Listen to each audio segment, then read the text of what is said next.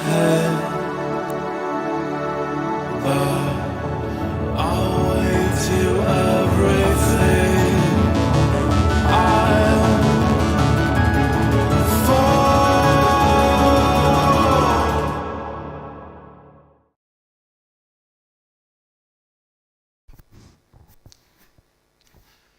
και κύριοι, καλησπέρα.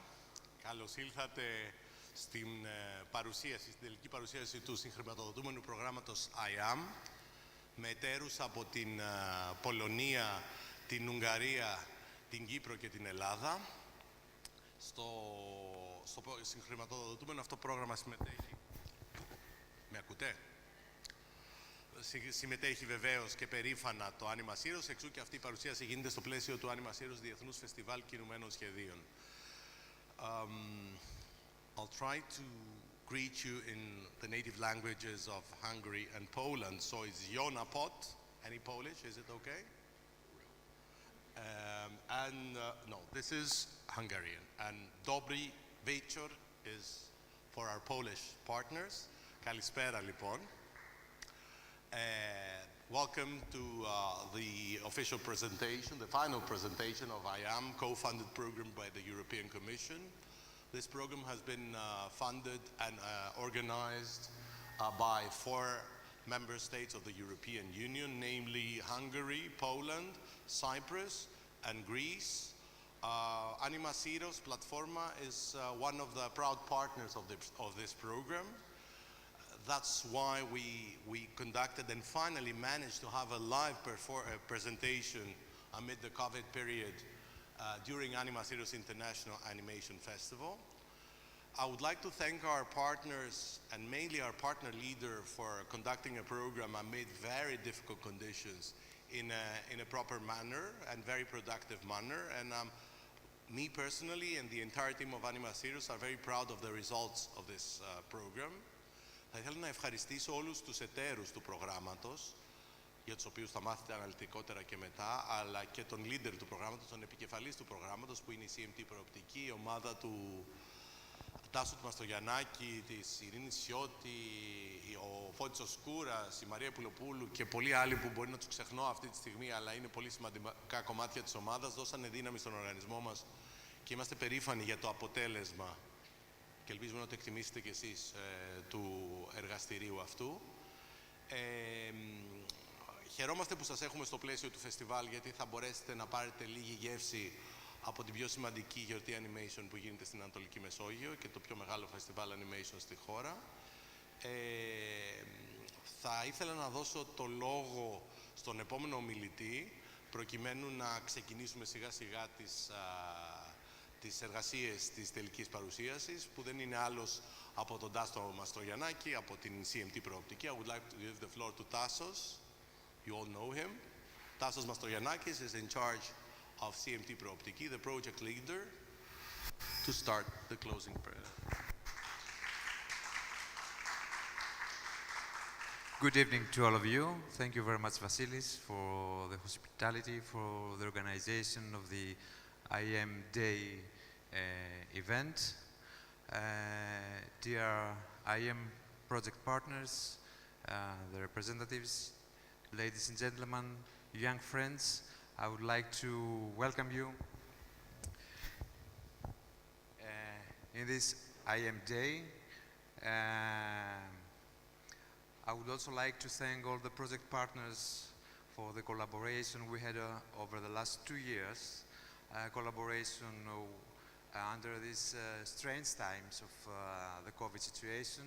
Consider that we did manage to have a face-to-face cooperation, to meet each other for almost 2 years. This is the first time that we met colleagues from Poland and from Hungary, and it's a very nice feeling after working for 2 years with good friends and partners to meet them, and I'm sure that we will have these 2 days the opportunity to better collaborate and to meet each other.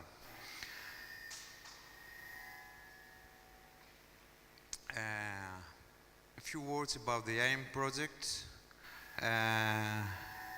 As Vasily said, it is a transnational project implemented in 4 countries with a variety of organizations, including universities, not-for-profit organizations, and private companies. And also a partnership that combines various fields of expertise, a multi-sectoral actually partnership covering education, covering culture and management.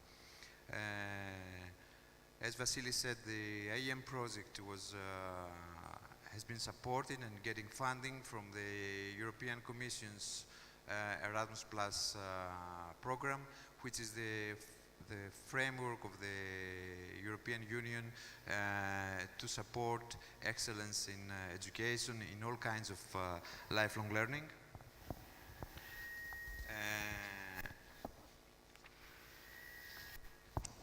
As you may know, the project is dealing with the subject of the inclusive education, actually specifically the inclusion of children with sent into the mainstream education. This is a hot topic over the last 20 years, and the European policy context reflects this general trend to move away from the segregated education, the segregating special schooling. As part of the European Disability Strategy, the European Commission encourages member states to offer inclusive, high-quality education. Inclusive education aims to promote citizenship and the common values of human rights, freedom, tolerance, and non-discrimination through education. It builds innovative approaches and practices developed for the education of people with disabilities to design an effective and equitable education systems for all learners in a lifelong learning perspective covering all aspects of education. Finally, I would also like to thank the teachers, the schools, and the students that have participated in the implementation of the IEM project.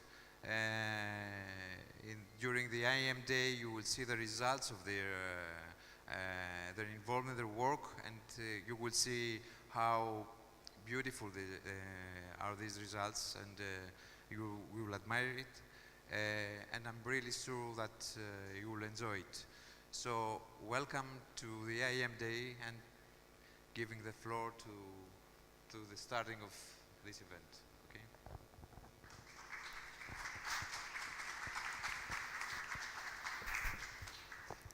So hello from me.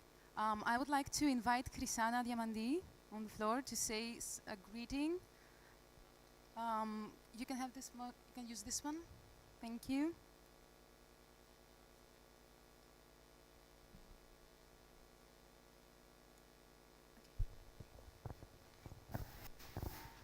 Καλησπέρα. Εκπροσωπώ τη Διεύθυνση Πρωτοβάθμιας Εκπαίδευσης. So, I will, to honor our guests, I will talk in English. On behalf of the Directorate of Primary Education of Cyclades, I want to welcome you all. Of course, ANIMASYROS for the great organization and the great work that it's doing all these years. So we all wish for a better world. In order to live in a better future in terms of inclusiveness, we need to co-create this future. Each one of us needs to grow, to recognize, to accept, and to include the other in our lives.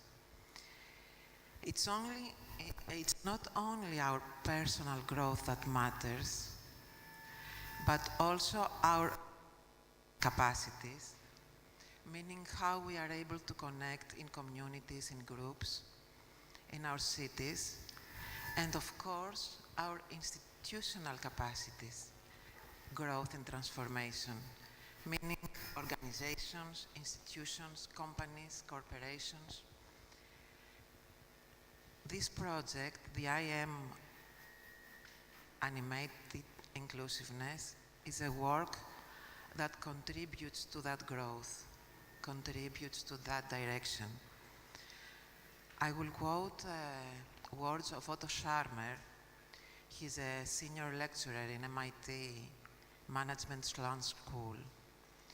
He says, to be able to step into the future learning, to co-shape the issues that matter to us, we have to co-work and co-create with the awareness that the issues outside are a mirror of the issues inside.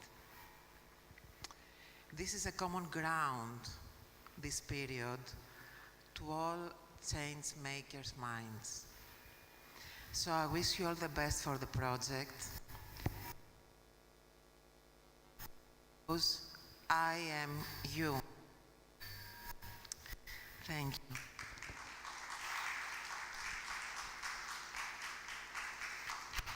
Thank you very much, Chrisana.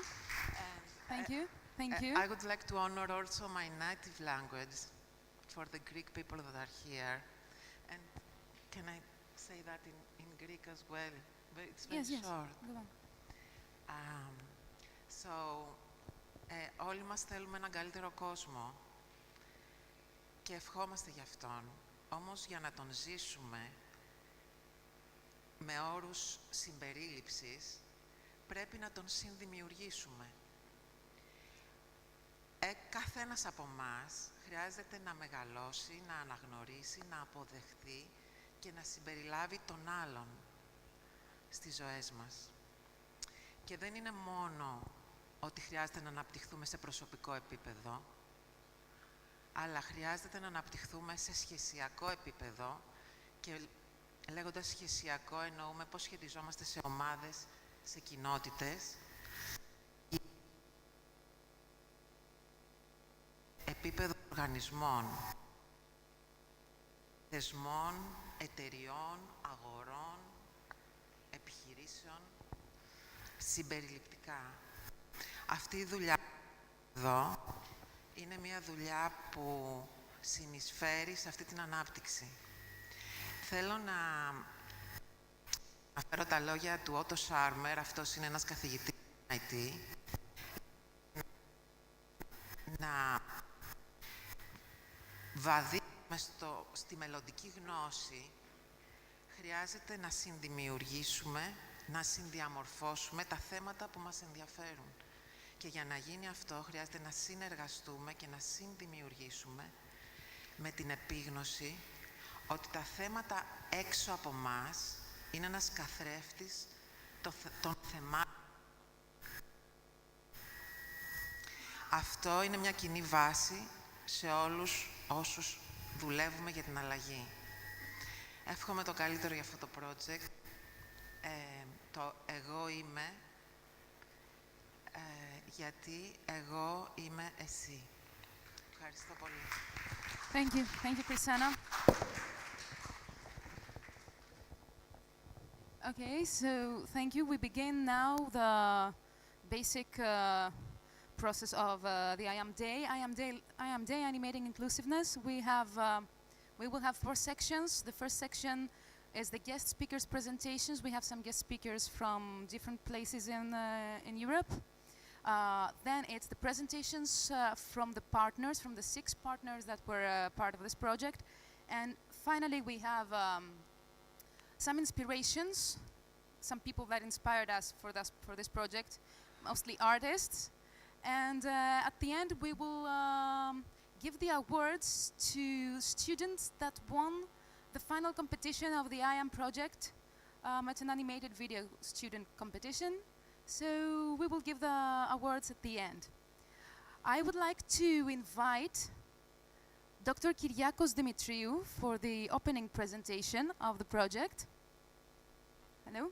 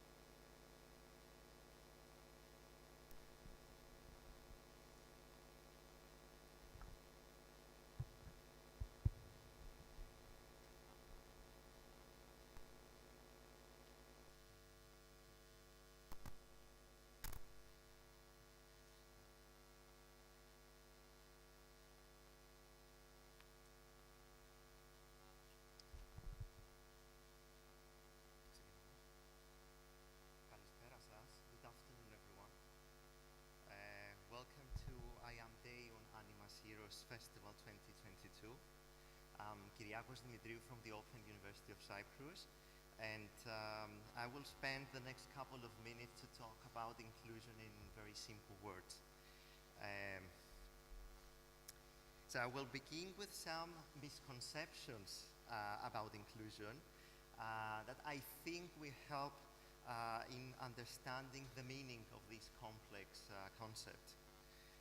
Many people understand inclusion as a synonym of accessibility.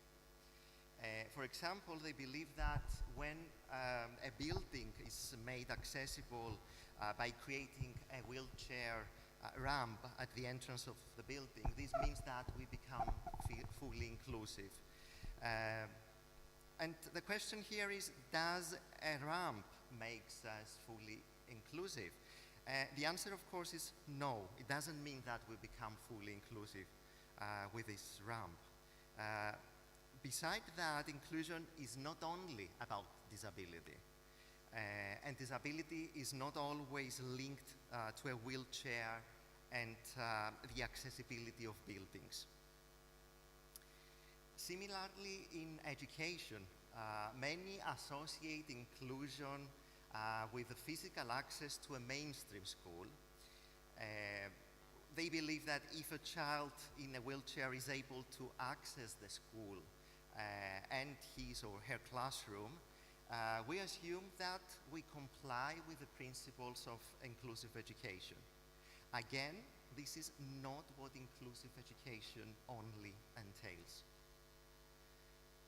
Another common misconception is that many believe that inclusive education is a synonym of special education. In fact, special education assists inclusive education. It's a great tool for the fulfillment, in order to achieve, if you want, inclusive education.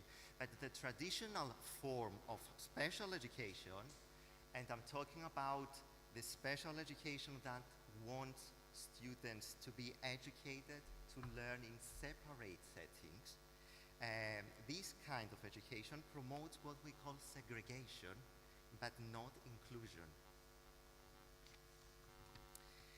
This figure helps us to understand the evolution of the concept of inclusive education from exclusion to inclusion. And I will start with the figure at the bottom left of this slide. In the past, children with severe disabilities were totally excluded from education in general. And there are many examples from the past centuries about the negative stance, the negative attitude towards children with disabilities by the society, including teachers. And then the right to education that children with disabilities was recognized with the opening of a number of special schools. Thus, children with special needs were educated separately from children without disabilities. In the 70s, there was a trend supporting the idea of integration. And mainly we mean physical integration of children with disabilities in mainstream settings, but not necessarily the same settings with other children. At this stage, we have the formation of special units or special classrooms within the mainstream schools. If you want, we had the transfer of special schools into regular schools. Of course, that wasn't enough because many barriers, including many barriers continued to maintain their exclusion and unequal learning opportunities. And from the top figure of this slide, we understand that inclusion is about including everyone in the same setting by lifting any barriers or walls of segregation. And I'm talking about the deletion of the small black circles that you can see in these figures that represent, that they depict, let's say, the barriers that the society builds around children with disabilities. Therefore, as you can understand, inclusion is a much broader and more complex concept. Inclusion is not about only about the physical access to the society or to a school. Inclusion is about lifting the obstacles that society builds around individuals who are different from the norm. It is about building a community where everyone feels respected and valued. It is about emphasizing between everyone, school, parents, children, specialists, other stakeholders, and cooperation between all these. It is about seeking to understand, celebrate, support everyone's differences. It is about teaching that all people deserve respect, understanding, and dignity. It is about welcoming everyone and ensuring a safe and social comfortable environment for all. In terms of schooling now, inclusion means that all students should be educated full-time in age-appropriate general education classrooms in their neighborhood schools, with support provided to enable students, teachers, and the entire school and community to succeed.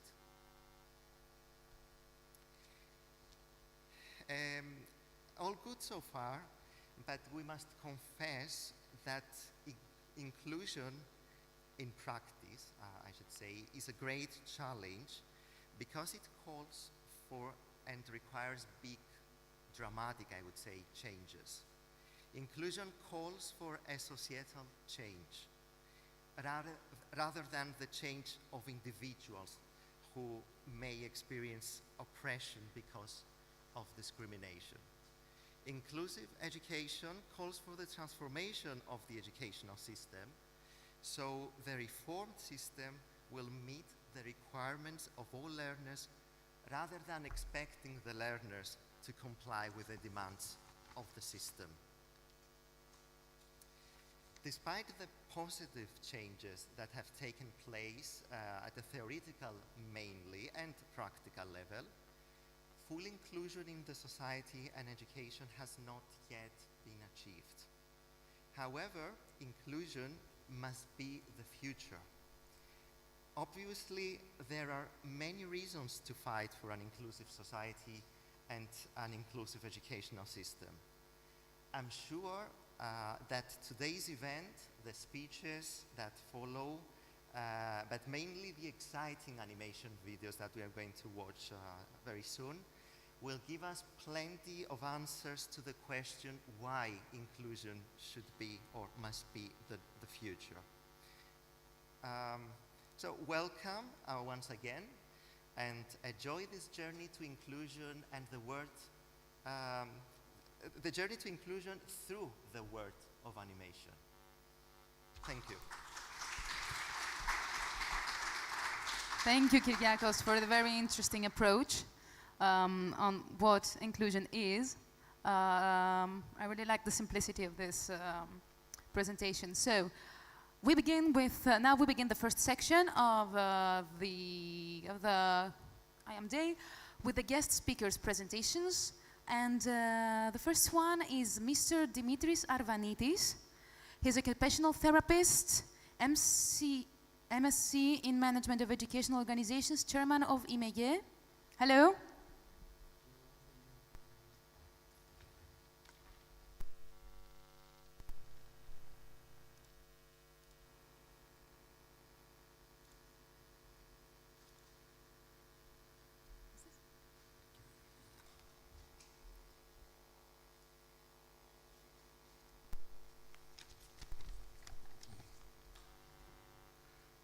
Thank you very much, Iliana.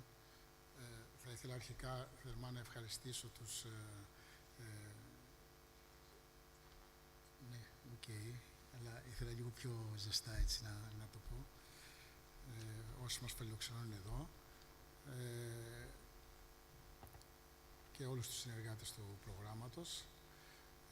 Dear hosts, warm congrats on behalf of IMEGE's board of directors for organizing this event. Dear partners, it's our great pleasure to finally be together on this beautiful island, continuing the creative implementation of IAM project. Dear friends, thank you for your presence.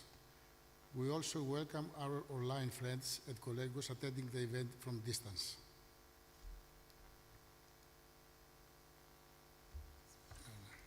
Okay.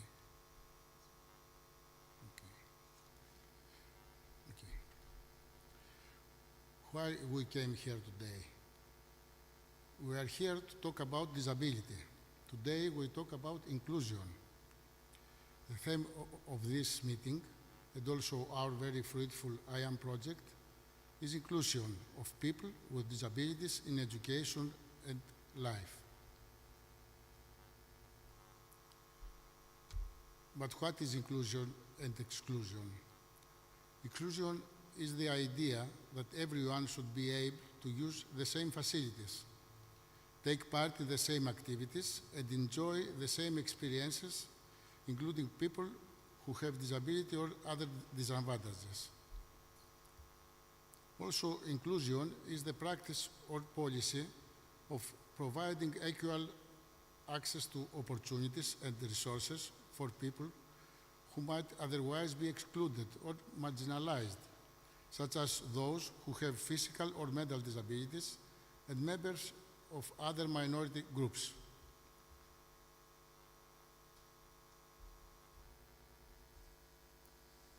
Of course, exclusion is the act of not allowing someone to take part in an activity or to enter a place.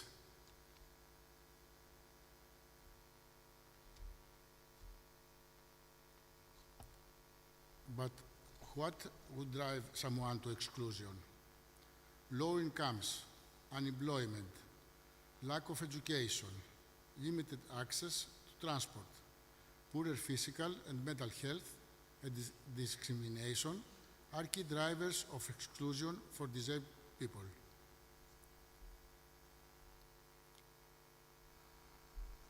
Why inclusion, not integration or other forms?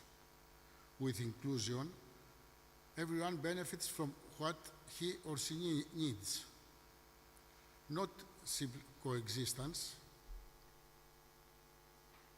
or tolerance, but appropriate chances for everyone. Oh, sorry.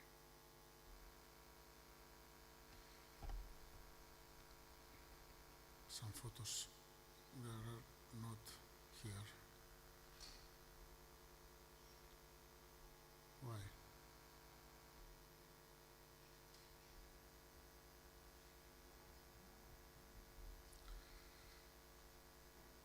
There were some photos of barriers and good practices, but are not in the presentation here.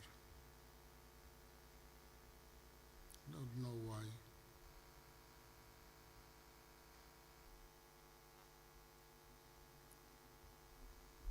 Okay.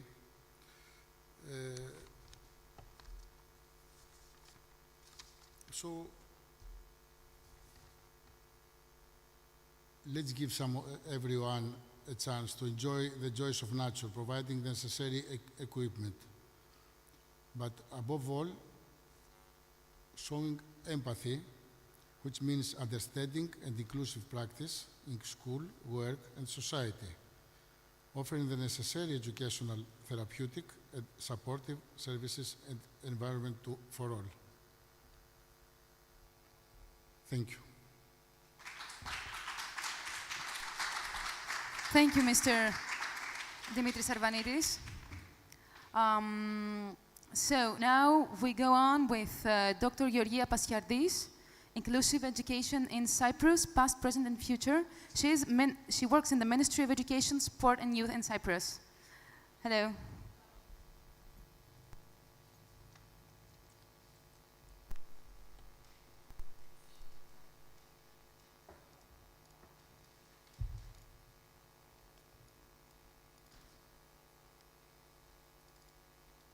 This one, right?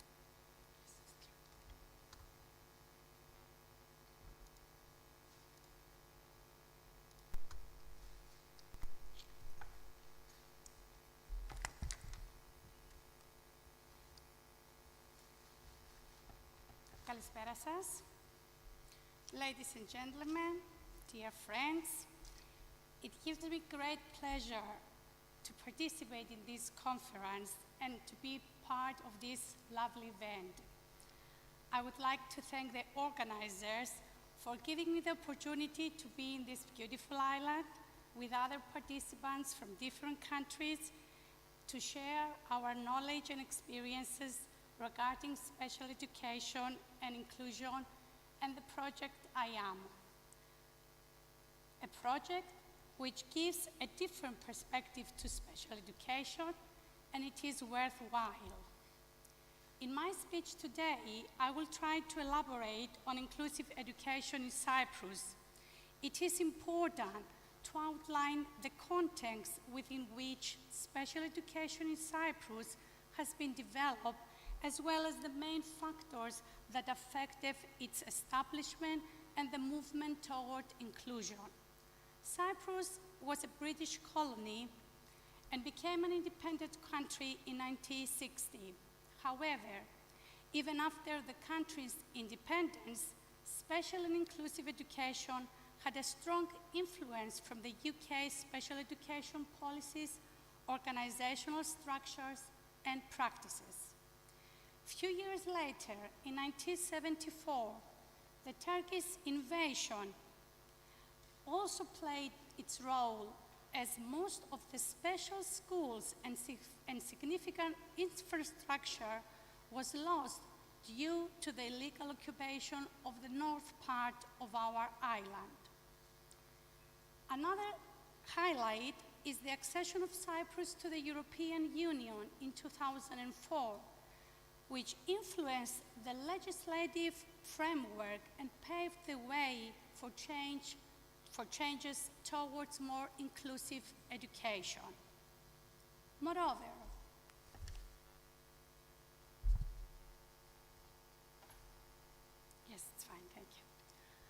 Moreover, the following four periods are very important to be mentioned.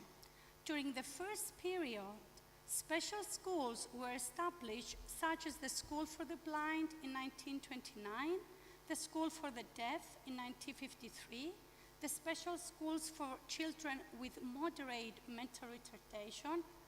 That was the term that used back at that time. And those schools were in different districts in Cyprus. These foundations were established by private sponsors for primarily charity reasons than for educational reasons, and no legislative framework was available. The first legislative framework came up during the second period. Based on the law, 4 categories of disabilities were identified, and children with special needs between 5 and 18 years old were educated in special schools or in special classrooms in mainstream schools. This law was pioneering for Cyprus, but anachronistic for international standards. Between 1988 and 1999, there were some efforts for an official integration in mainstream schools, mainly students that attended the School for the Blind and the School for the Deaf. However, these efforts were unsuccessful because the mainstream schools were unprepared. There was no technical and material infrastructure, and educators were negatively biased and not trained to support the integration of children.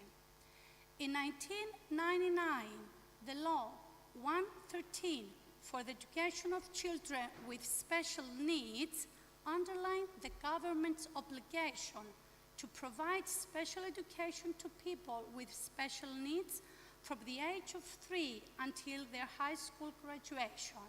Specifically, the framework regulates first the detection of children with special education needs, and thus assessment strategies were developed. The development of an individualized education plan for each child, and third, the placement of the children in the most appropriate educational setting with provision of both teachers and educational resources to meet their needs. For this purpose, district committees at the Ministry of Education, Sports and Youth were established, and even now these committees are responsible to evaluate the needs of the children with special needs and to provide guidelines for the students' educational plan in the mainstream classroom, as well as other assistance that might be needed. According to the law, there are 4 educational settings, as you could see: attendance in mainstream schools, in special units in mainstream schools, in special schools, and in other places. Based on the law, the teachers are expected to make major adjustments to accommodate the special education needs of the children regarding the individual curriculum for each child in collaboration with special educators, other specialists, and parents. In a nutshell, what happens today in Cyprus is better described as integration or partial inclusion. Ladies and gentlemen, the current legislation in Cyprus has strengths, but also a significant number of weaknesses. In order for the current and any future legislation to be effectively functional, significant progress must be achieved in the field of attitudes, training of in-service teachers, better preparation of prospective educators, and the revision of the curriculum. These parameters can be the starting points of change in the area of special education and inclusion. During the last few years, the Ministry of Education, Youth and Sports invited several stakeholders in a public consultation in order to express their views regarding the work that should be done for the reformation of the current special and inclusive education policy and practices in Cyprus. These ideas led to the formation of a draft law. This draft law will be a positive step for the reformation of the current framework, policy and practice.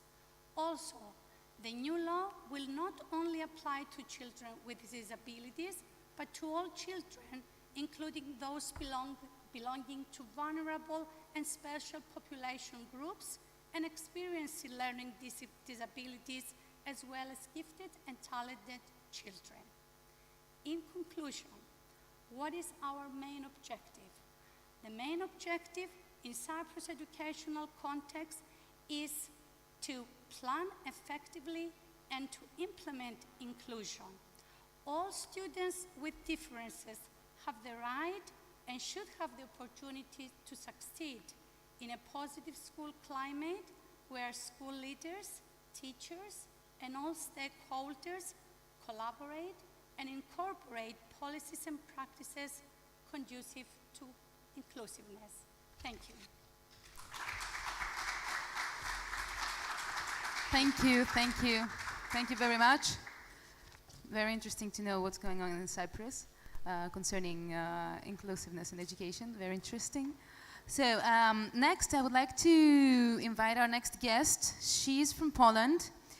She's Agnieszka Oleszowska.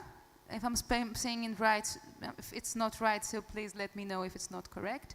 She is an associate professor of social sciences and the director of the Institute of Support of Human Development and Education at the Maria Gregorowska University in Warsaw. Hello, nice to meet you. Give me a second.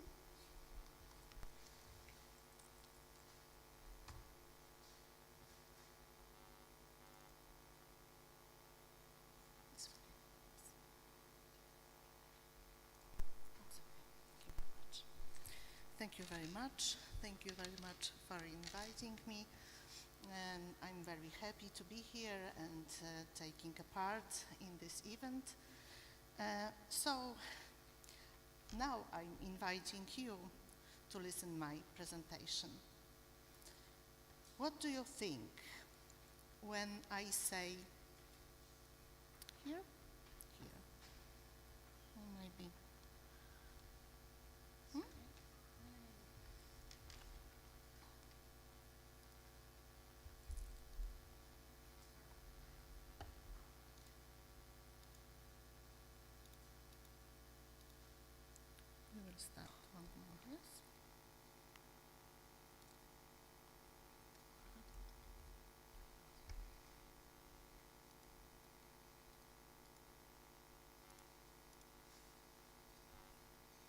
probably So the sorry for time. that. It's probably the time for me to say that I was here the first time 25 years ago, and I left here on the Syros important part of my heart. So probably it was the time for I say thank you.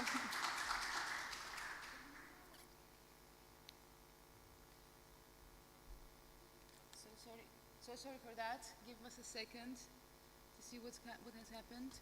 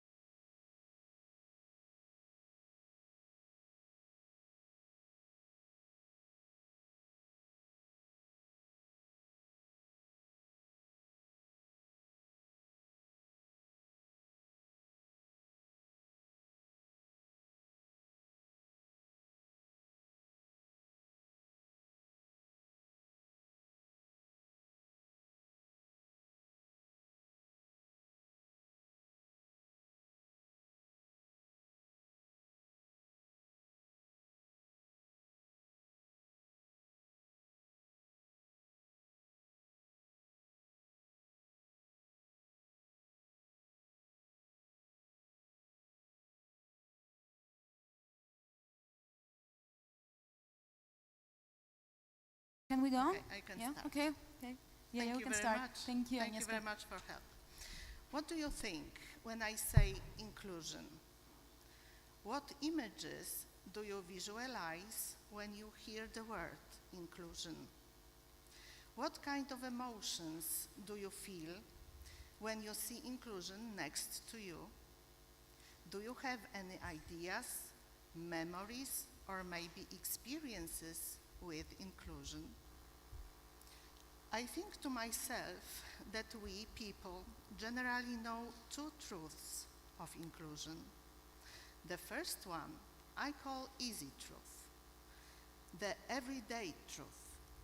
We create it day by day at schools, shops, parks, museums, public transport. It's a well-known truth of inclusion, easy to see, not much to do. But I'm sure there is more than one truth of inclusion in our world. It's less frequent and much deeper, more harder and much more demanding.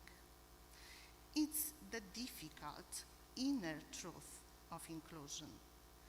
It's inclusion which means breaking down walls and crossing borders. Yes. You can see it always when one person or one group of people has to give a part of themselves to others without expecting the same in return.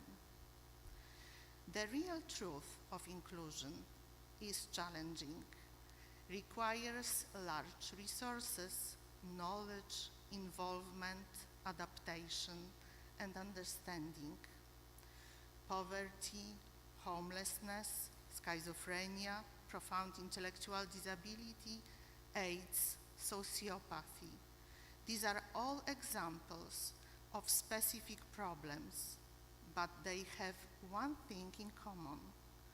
People affected by them are dramatically excluded from the main course of life. Do we have effective solutions? Do we know the proven models of assistance? So, are we ready for this kind of inclusion, where each of us goes beyond our own subjectivity, where each of us is able to resign without regret of part of our own needs? In the name of Margaret Levy's expanded community of faith, or Homi Bhabha's the third space of articulation. This is difficult.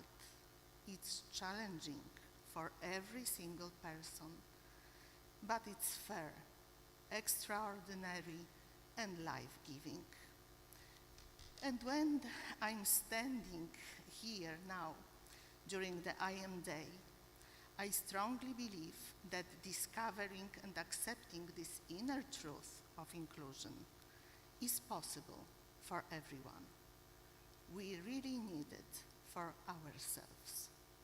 Thank you for your attention. Thank you. Thank you. Thank you very much for this emotional and from the heart speech. Thank you. Now I would like to invite here a guest from Belgium, Marleen Cleeson. She is member of the EASPD Forum on Education and the Lighthouse Network. Hello.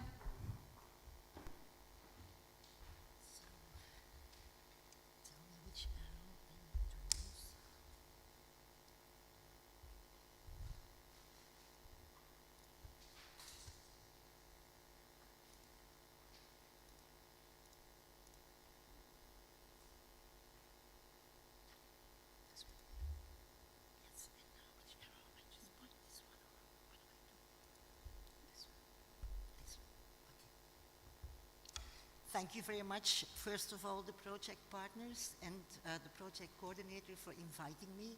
It's a big honor.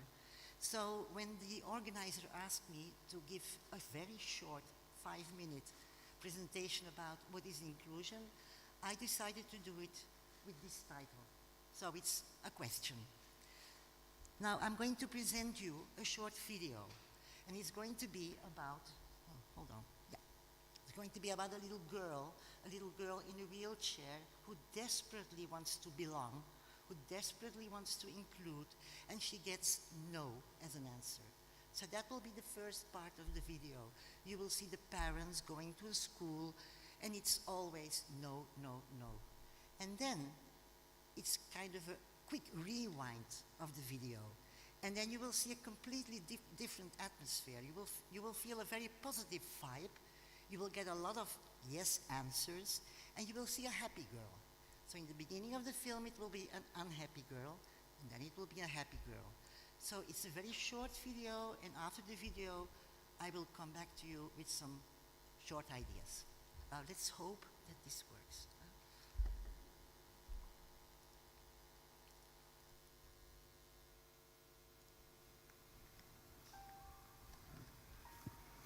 Nee, het spijt me. Dat zal niet gaan. Sorry.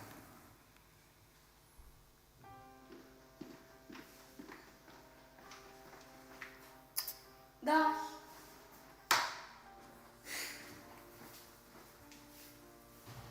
Voor jou vinden we ook wel een sport. Happy birthday to you. Waar moet zij bij de grote mensen gaan zitten?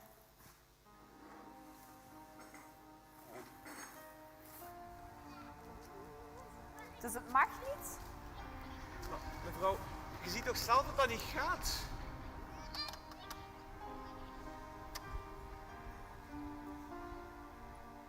Ik zie er anders uit, maar ik voel me niet anders.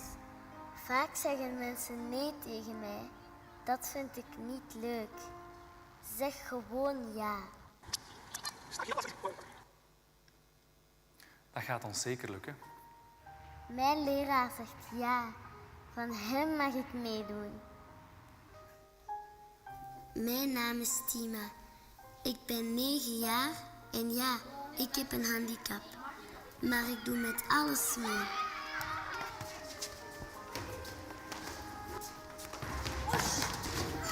Soms moet iemand me helpen. Maar mijn vrienden zijn er altijd voor mij.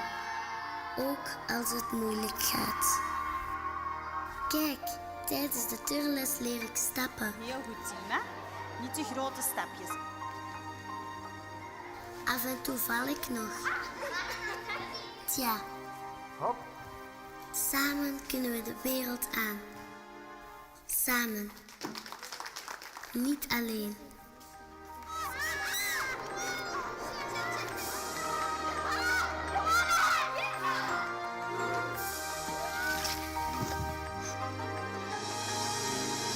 Er zijn nog veel kindjes zoals ik. Zeg jij ja tegen ons?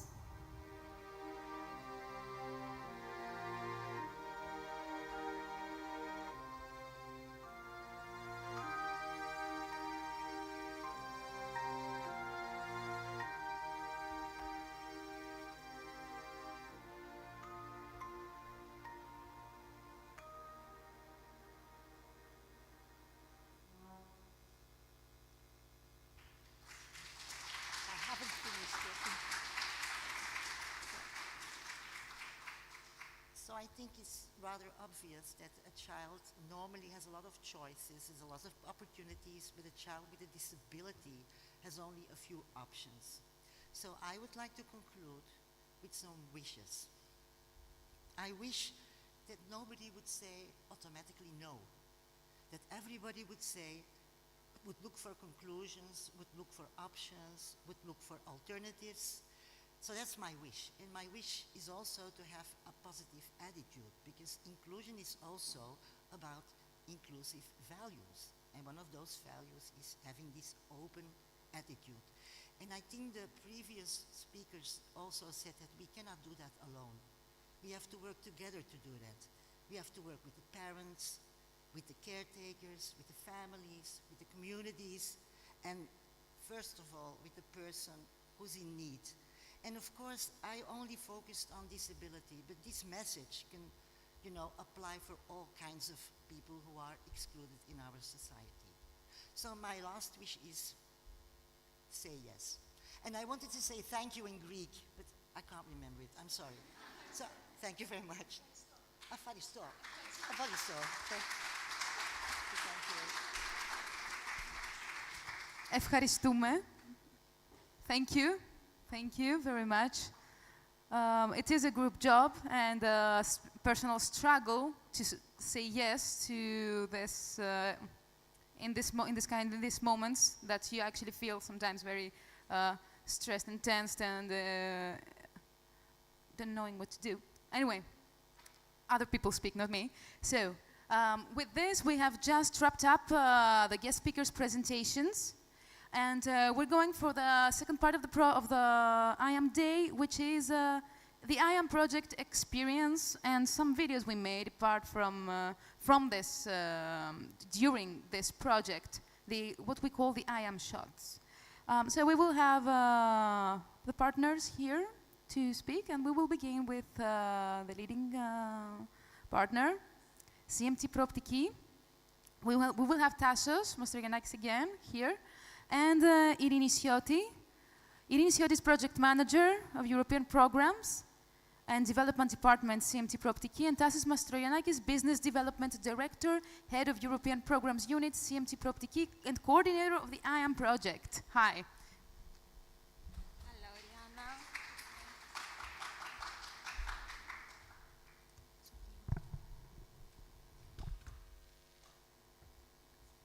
Hello again from me. I would like to thank the previous presenters for the very nice speeches, these wonderful messages that I think that has touched all of us. and messages that I think that are connected with the vision of the IM project, which actually was to create a welcoming environment for children with special educational needs or disabilities in mainstream schools, to fight stereotypes and discrimination, and to respect their rights and equal access to education. And this actually was the idea that the IM project was born. A project that aims to the effective inclusion of students with special education needs and disabilities in mainstream schools through innovative methods and practices. What we wanted, and we think that we succeed, we believe that we succeed, was not only to promote the inclusive education, but also to support the educational staff in addressing diversity within classrooms. Actually, the projects targets mainly the educational staff in mainstream and special education schools, and through them to touch and reach the students and with and without disabilities, special educational needs and disabilities, aged from 9 to 14 years old. The importance of our project was very well presented before through the messages of the previous speakers, and this was also our idea. The importance of our idea is something that which was also very much highlighted in the evaluation remarks of and the score of our proposal. Actually, out of 32 projects that have been approved for funding from the Erasmus Plus program, we were placed to the 10th position with the score of 80%. Moreover, the innovation of the project, and this is something that was significant for its success, was the use of animation as a means of communicating values and concepts for developing a welcoming environment for students with special education needs and disabilities into mainstream schools. And this is why the central message of the IEM project is, together we animate a school for all. So let's talk about a little bit on how we implemented this project. So during these 2 years of implementation, we worked with our amazing partnership through a structured methodology that is based on interprofessional learning. So what we did first was to understand in an evidence-based way what the current situation was regarding inclusive education. So we conducted a desk research, basically partners conducted this desk research in the 4 countries to find out the good local practices, but also what good practice is going on in the EU level. So at the same time, a survey was conducted to identify the needs of the target groups. We had 580 participants. These were teachers from the 4 countries that answered an online questionnaire. And also we had 12 individuals that were interviewed. Individuals were both teachers and adults with special educational needs and or disabilities that talked about their experience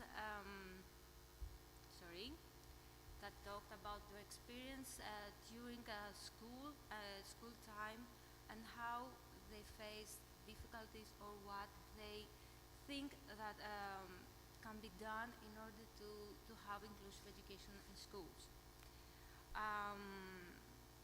So having these results as the basis, we're starting to develop our tools. First of all, we have the ANIMASYROS. The ANIMASYROS is a series of 3 educational short animated videos for the classroom that present in an easy and comprehensive way some crucial concepts met in SEND education, like diversity acceptance, like empathy and inclusion. The purpose of these videos is that the educational staff can use them inside classrooms to familiarize students with this concept that sometimes it's hard to understand.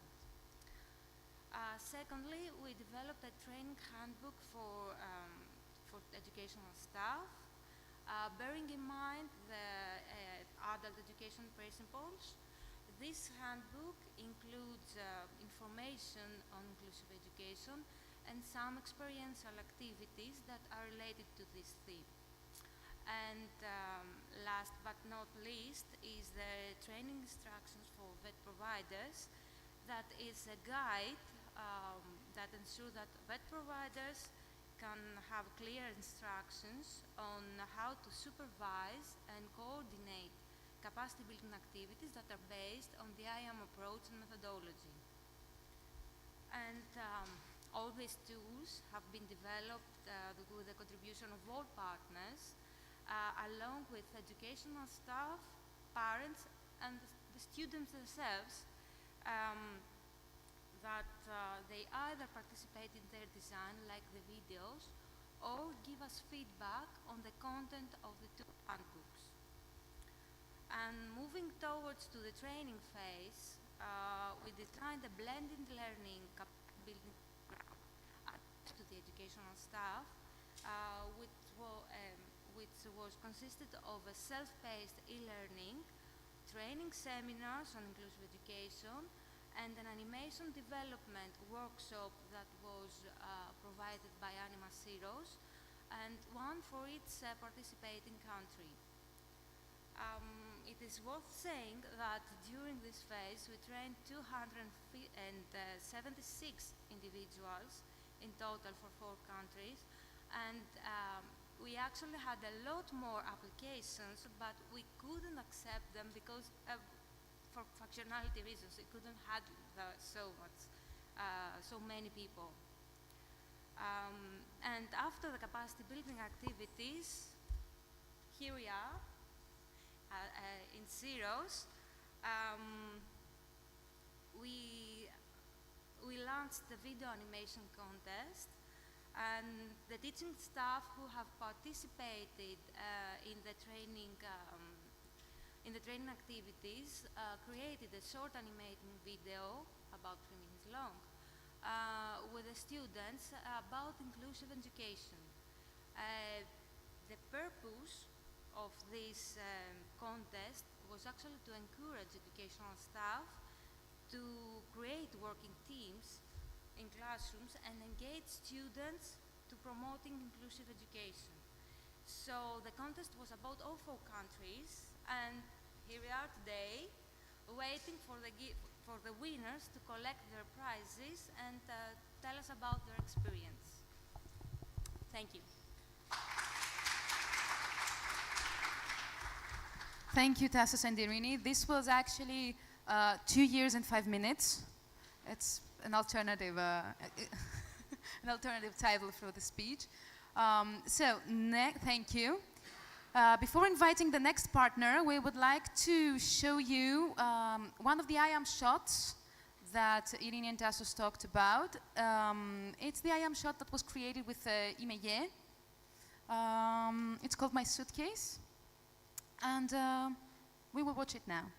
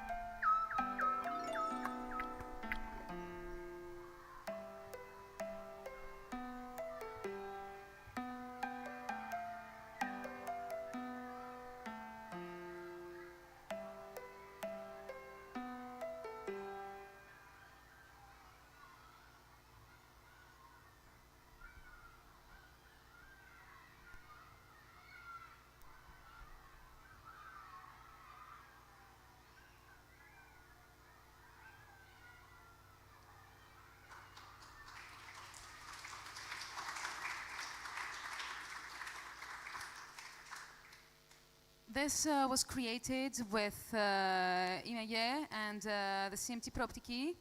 Oh, no, not CMT Proptiki. What? With Platform Urban Culture. Sorry. I would like now to invite Imeye, our partner that was in charge of this little short video. Hello. This is Evgenia Dragaki, psychologist in educational, MED in educational psychology, MSc in school psychology, member of the board of Imeye. And Labriana Tsiakpini, speech and language therapist, special educator, MA, vice president, Imeye. Thank you.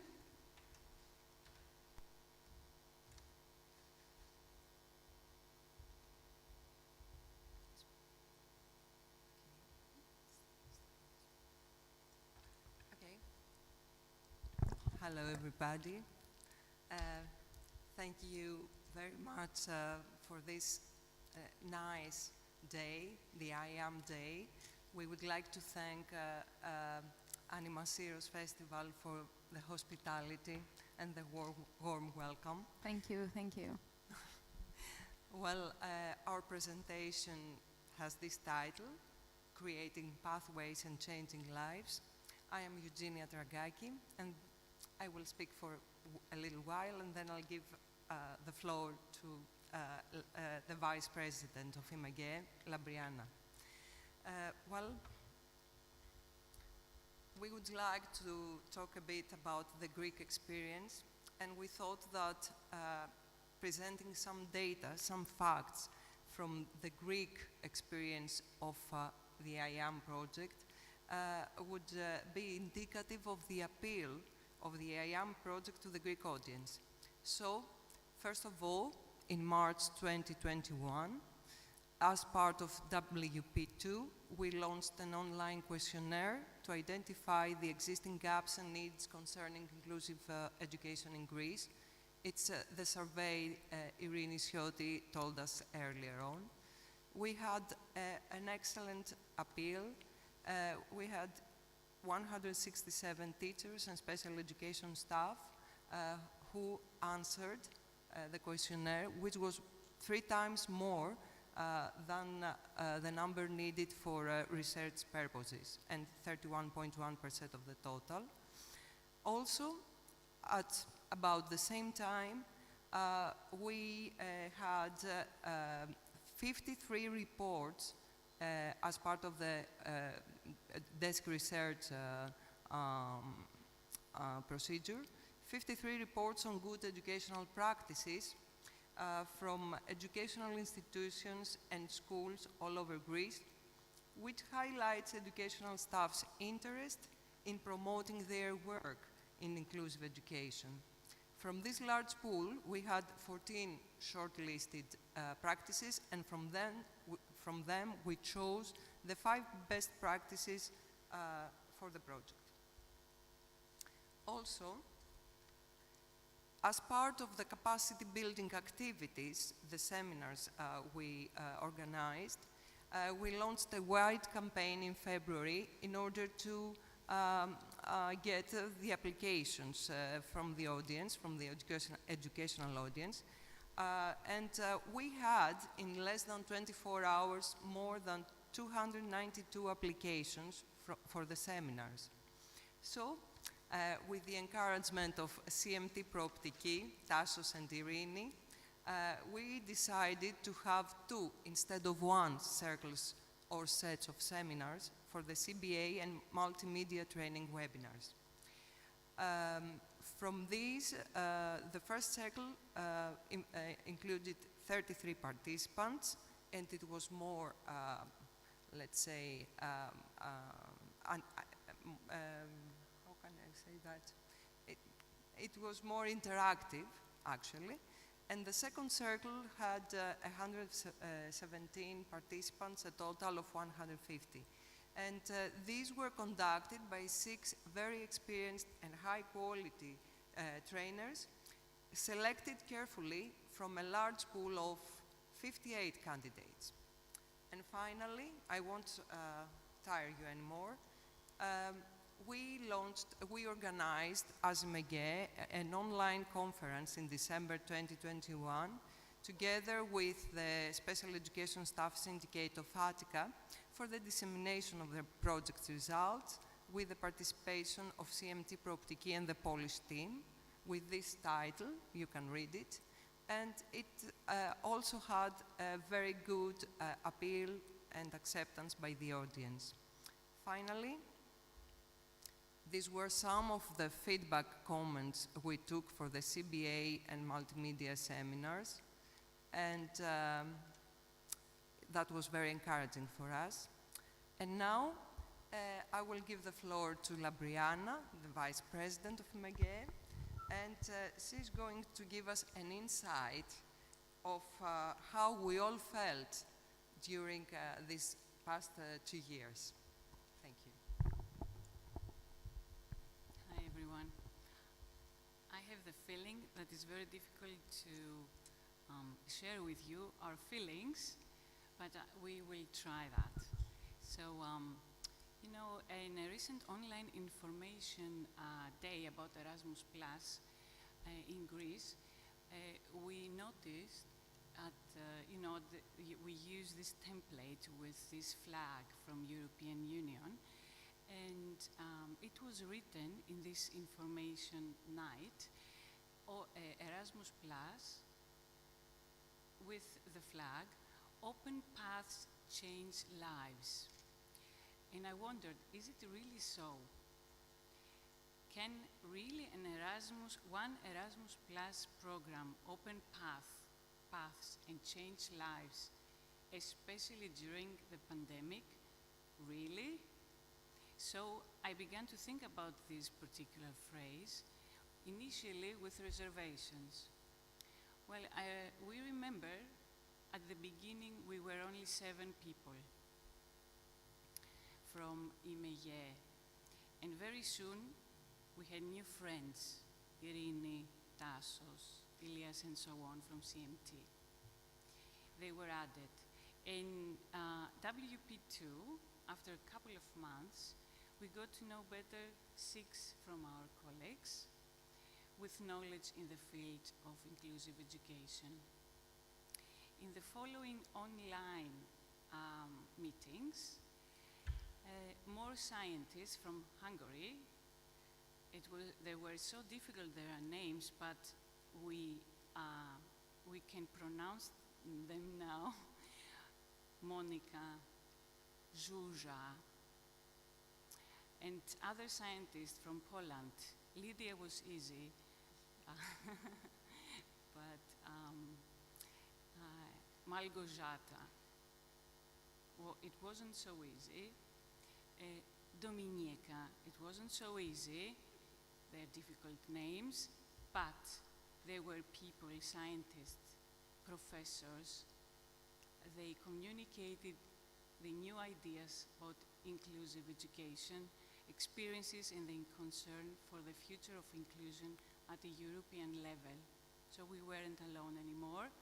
At the same time, we met Mr. Pasiardis and Kyriakos too, from Cyprus, who were able to propose methods of including students with SEND, special education needs. And so not only the number of specialists and professors and colleagues with common goal and willingness to learn, to exchange grew, but also the paths beyond Greece, together with others, to fight for an inclusive mentality at European level. And then ANIMASYROS came into our lives. Vasilis, Karamitsanis, Maria Anistopoulou, Maria Lukia, Eleni Pavlaki, Iliana, who taught us that the use of animation can contribute significantly to the promotion of inclusion. In a very creative way, ANIMASYROS introduced a new method for our teachers, for specialists working in schools with these multimedia seminars. Later, we met and listened to parents with children with SEND. We met Kyriakos, our role model, a special guy who opened his heart in front of this platform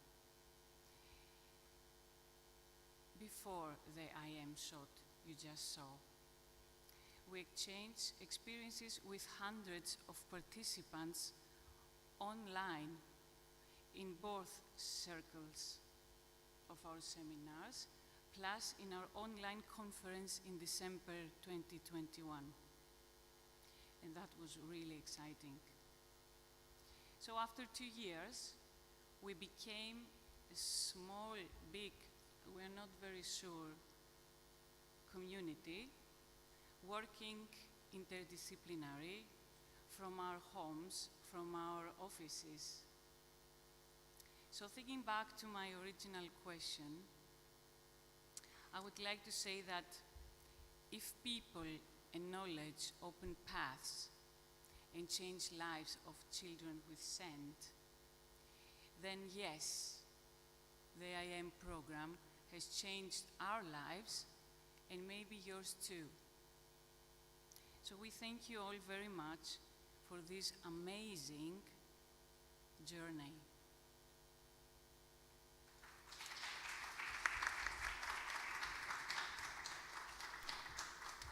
Thank you, ladies. This was very emotional and truthful, actually, because that's exactly what happened, or more or less, as I've experienced it. So thank you.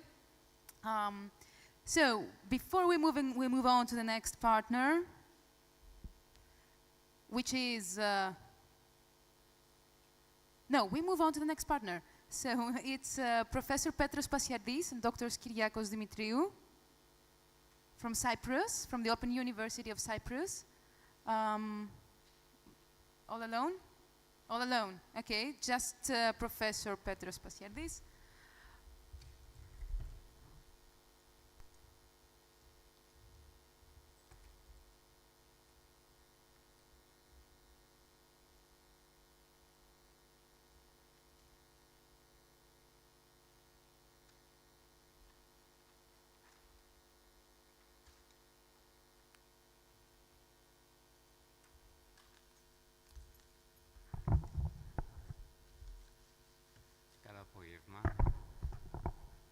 Hello everybody. I guess you are in for a break, but you have to listen to me as well for a few minutes, and then maybe you'll be allowed for a break. So, yes, Kyriakos' name is on the project, is on the program as well to be with me, but within 5 minutes I'll do it alone. Even though I must say, in all honesty, Kyriakos Dimitriou has been the soul, the heart and soul of the project from the Cyprus team. Because maybe a few months after the project began, I took over as rector of my university, and I hadn't foreseen that, so without him, honestly, I wouldn't have done it. So thank you, Kyriakos, from this floor as well. So I decided, or we decided, that we wanted to speak more generally about what does it mean to be part of such an idea as the IAM project, which is really huge with 4 partners, but yet the reach research-wide is really more than we can expect it. The Open University of Cyprus, one of the 4 partners, as we said, at least one of the 4 country partners, is a public university, and Cyprus' only dedicated university to open and distance education. So OUCE is a leading institution when it comes to higher education and opens up new possibilities to prospective students wishing to study in an innovative environment. So we decided that we had to take part in an innovative research project such as IAM is. Research at the Open University is indeed wide-ranging, interdisciplinary, and includes both individual projects of its academic staff as well as collaborative efforts which involve local and international universities, research centers, and institutes. Thus, the Open University proudly expanded its collaboration network and through its participation in this EU-funded IAM project. This gave us the opportunity to collaborate closely and work together with a very wide range of international partners, and key actors in the field of education and culture, such as CMT Prooptiki from Greece, the Institute of Studies and Research in General and Special Education from Greece, the Maria Grigoreska University from Poland, the Hand in Hand Foundation from Hungary, and our project's artistic partner, Platforma, Urban Culture Company, the organizers of ANIMASYROS Festival, our great hosts here in Syros, for whom we're very grateful for being here. So thank you very much. Now, for every research project, there has to be an impact. And there has been, actually Lambriana and Evgenia spoke about the impact a little while ago as well. So apart from the expansion of our research network, there are probably many other benefits from our participation in a project such as IAM. Two of the most major, I would say, ones that have to do with the research impact and knowledge exchange are that our research has a profound impact on societies and economies in Cyprus and across Europe. We contribute to wealth creation, cultural enrichment, better public policy, and a variety of joint activities, such as the organization of joint policy recommendation workshops, the development of original innovative training activities that aimed all to advocate for immediate policy change in the field of inclusive education in Cyprus, in the participative countries, and in other European and non-European countries for better training and preparation of future teachers and current educators, the development of awareness, raising on the importance of inclusion of children and young people with disabilities, as well as to advocate for immediate reallocation of needed resources in order to improve the current inclusive practices. As a world-leading institution, we have a long reputation for... Just one more slide. Oh, okay. As a world-leading academic institution, we have a long reputation for transformative fundamental research, taking findings and discoveries from the desk and creating practical uses and products that improve people's lives. For example, the joint development of original innovative training material within this project in collaboration with our partners that was used in the training of educators from the 4 participating countries are examples of how our participation in the project enhances the reputation for transformative fundamental research. The development of the training material, the organization of joint research and knowledge exchange activities, and the creation of the beautiful animation shots, the analysis of the feedback that we received, and our collaboration to improve the outputs of the project have been a learning curve for all of us. Excuse me. With increasing emphasis on delivering impact, knowledge exchange has never been more important to the university's future sustainability. Thus,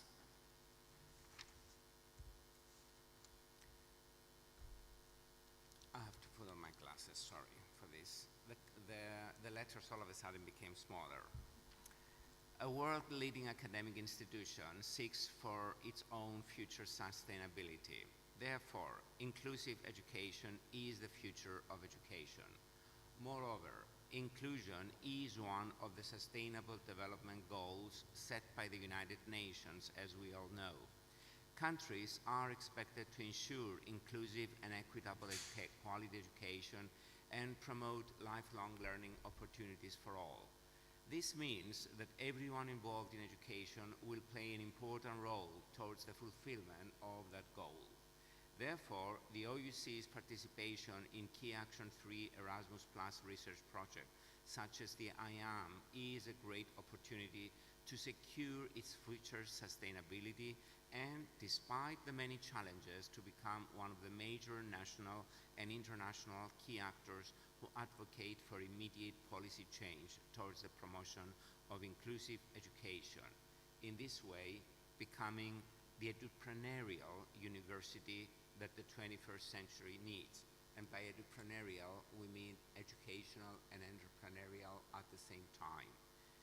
Thus, I would like to close and leave you with what I usually leave my students with, or I try to leave them with, that in order to live in the present, we need to envision the future. Well, with this day today, with the I Am Day, I think we're living the present and thus envisioning the future. I thank you, and I leave you with this. Okay. Thank you, Petros. Thank you. So now, before we proceed with the next partner, we will watch another I Am shot made in collaboration of Platforma Urban Culture and Hand in Hand Foundation. One of the I Am shots, you remember? It's the second one. In a moment.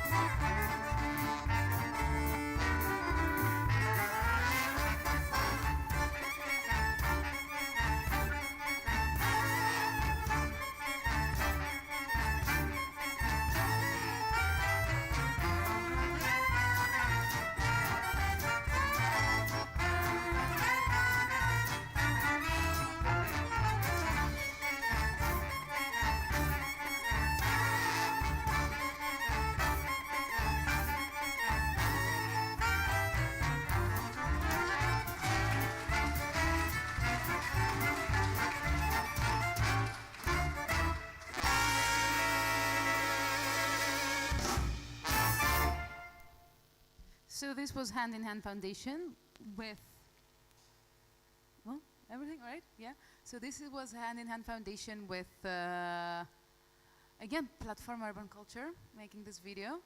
Elena Pavlaki was the director of both those videos. We will have Elena in a while, in the later section, so that she can speak about her involvement with inclusive education. So now we will invite Monica Toth to speak on behalf of Hand in Hand Foundation.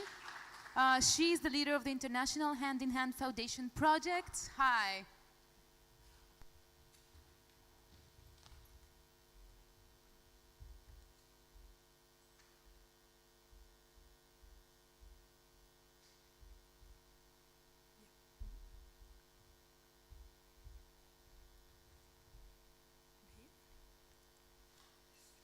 Hello everyone. So I thought I will share a bit about our organization and then later about our experiences in the project, sorry. This one, okay. So we are Hand in Hand Foundation and we are working in Budapest, in Hungary since 1993. And we talked already today with some people around Syros, and many people were in Budapest already, so we are very happy about that, and obviously we are happy if you will visit us one day. And this is our motto. I thought to show it to you. I think all of us in this room share this motto because we are working in this project and we know how important integration it is. We have mainly direct services. We are working with families who are having a disabled member. We are having trainings for social care professionals. We are having trainings for teachers. And we are also active in network organizing around Hungary. And we are also trying to shape piece by piece, little by little, the Hungarian society. Obviously it's not easy, but we are trying to do that. And when actually, I think Tassos or Erini wrote us an email that, hey, this is our project idea, would you like to join us? We were very happy because we thought that this is a very innovative project, and this was something new for us because we were already involved in inclusive education, but we had no experiences in animation and we weren't experienced with visual arts. So we thought, yes, it's a really great opportunity to learn more and to fulfill our mission in a new project. So we were very happy to be invited to this good partnership. And when I was thinking about the IAM project during these last 2 years, which was really difficult because of the COVID pandemic, I was thinking that still we could manage to have so many encounters, so many people met and exchange ideas. And the video you just saw, we had really good session with Alana. We had nice Zoom talks with the stakeholders, with local supporters who were volunteers and really take the time to get the idea for this video with us. And some of them were teachers, some of them were mothers. One mom has a severely disabled child, and we were always very happy to give the voice to their ideas. And actually, we also worked with one of our experts by experience. So he's a person with learning handicap, Imre. You can see him on the picture. Actually, he's also an artist. He's doing rap and slam poetry. And we asked his experiences in school, and based on his stories, we made this video together with the other members of the group. So it was really great to exchange ideas and create something like this, of course, with the help of Elena, together. So it was really nice. Especially it was really deep in the COVID, so it was something really bright to do, something nice and creative. And I wanted to also share that the capacity building activities, the training, what my colleagues already mentioned, it was also a big success in Hungary. My colleague Anna Maria was really active organizing it, but at the end it turned out that she did too much work because all the teachers wanted to come. We had 40 spots, and eventually more than 100 people wanted to come. So it was really great to see that this topic is really relevant in Hungary, and everybody wants to learn more about it. And obviously we use this great training handbook, what we as partnership produced together, and with the help of the project we managed to get new connections in the education ministry and in other organization who's working in the field. And at least, but it's very important, we made animation videos, and the students are here with us who were involved. Some of the students, I must admit, we had a big group, 2 youth clubs in Budapest combined their power and made the animation video, which won eventually. And we also really liked the creative process, and that the student could speak about inclusion from a new angle, and they could really show through the video what they think. And I think that's the most important thing in these projects, because theory is very important, and I love theory, but the other thing is practice and the impact what these projects can really mean on the field and on the people's everyday experiences. So that was it as a summary. Thank you very much. Thank you, Monica. Thank you. So now we move with the next speaker from Poland. Hello, Lydia. So she is a PhD clinical psychologist and psychotherapist, and I would like you to say again the name of the university, because it's always difficult for me to pronounce it. Okay, I can help. Hello, everybody. I'm so happy to see you, especially project partners, face to face, because we were working 2 years in Zoom or in other platforms. I'm so happy to see guests, especially children, students and pupils. And I'm from Maria Grzegorzewska University from Warsaw, from Poland. And on behalf of my colleagues, the whole Polish team, I would like to focus a little bit on, I think, one of the most important impact from the IM project. I mean, how can we support inclusion among specialists? Because if there is no specialist, there will be no inclusion and inclusive education. In the project, in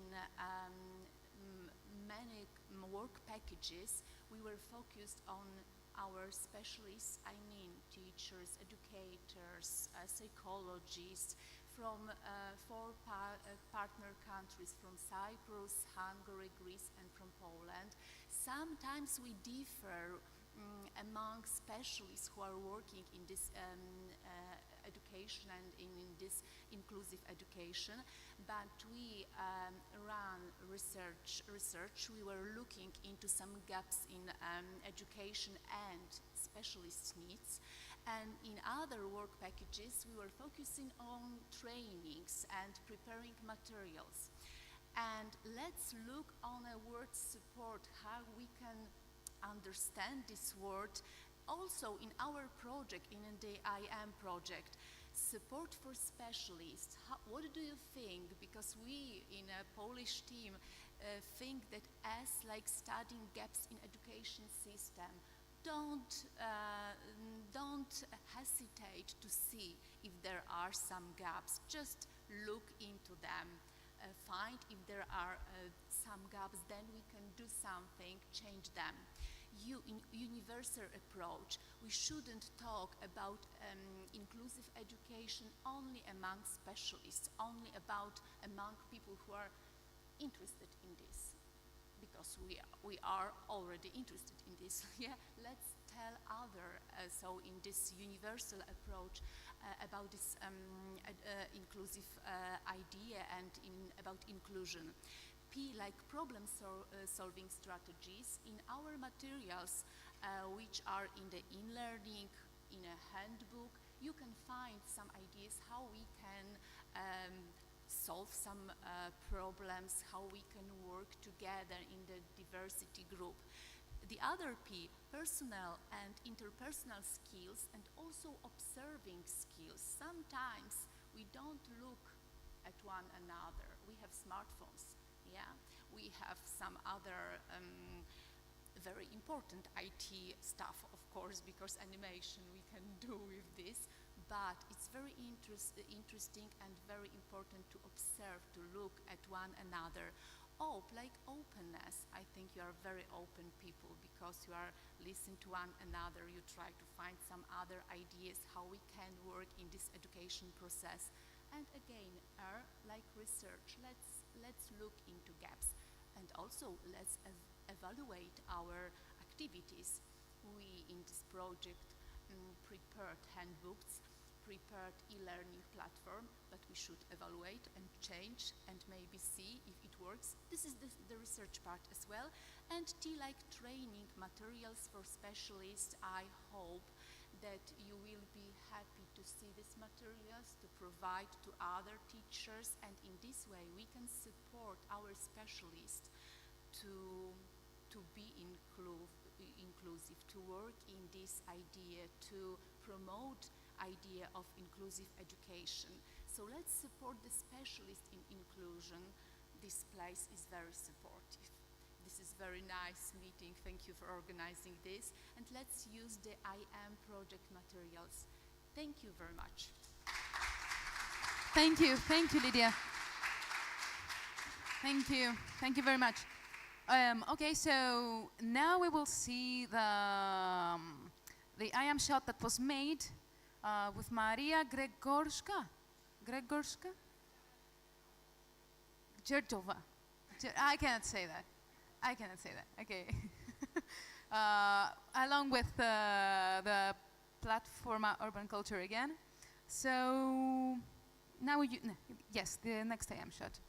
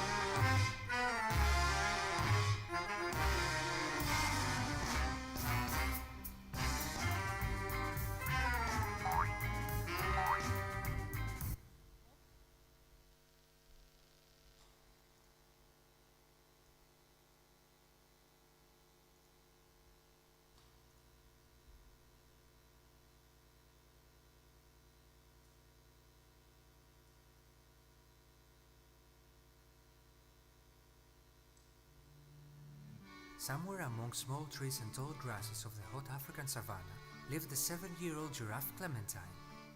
Along with the great giraffe family, she loved going to the oasis and enjoyed playing with her cousins in the water. Her most favorite game was the nibbling contest of acacia tree leaves. She was the best at this race. She was always the winner. Each time, Clementine ran as fast as she could, and while collecting her precious prize, baobab bark medal, she then proudly walked with it hanging around her long neck. It was during such moments that Clementine felt so special, as this small medal helped her forget what she always dreamed of but never had, her own brown patches. She deeply wished that one day they would suddenly appear on her head, her legs, her tail, her entire body, like clothes. She sometimes felt as if someone quietly had taken her clothes and left her completely alone. Especially when during breaks at school, her fellow students joked about her spotless body and laughed at her. At such moments, Clementine felt ashamed and ugly and hated every little bit of herself.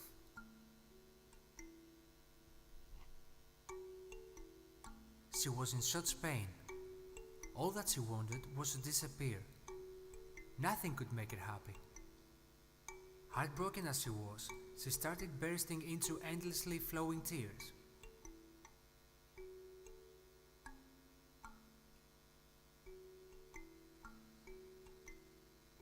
until a special day came. She woke up having a joyful smile on her face and went to school as usual. Mrs. Stefania Zebra, the school teacher, walked into the classroom and everyone got quiet.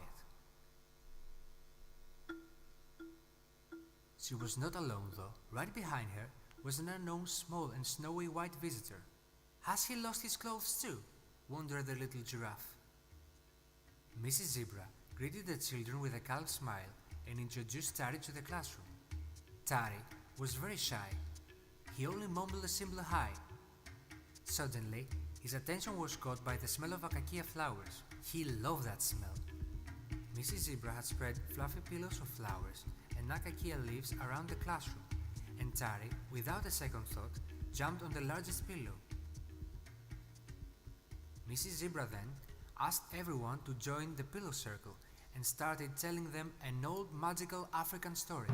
A long, long time ago, a great storm raged over the savannah. Rain was pouring for a long time and a strong hurricane destroyed everything. But a lion was born somewhere among tall grasses of the African savannah, a brave lion who chased all dangerous hurricanes and storms far away.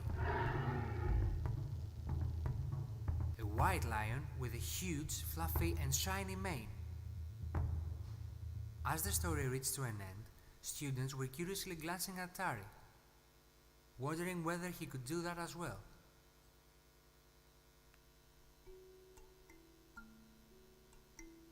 At this instant, Mrs. Zebra started to explain that there is diversity in our world and that we all need to be included, as each one of us has something completely different to offer.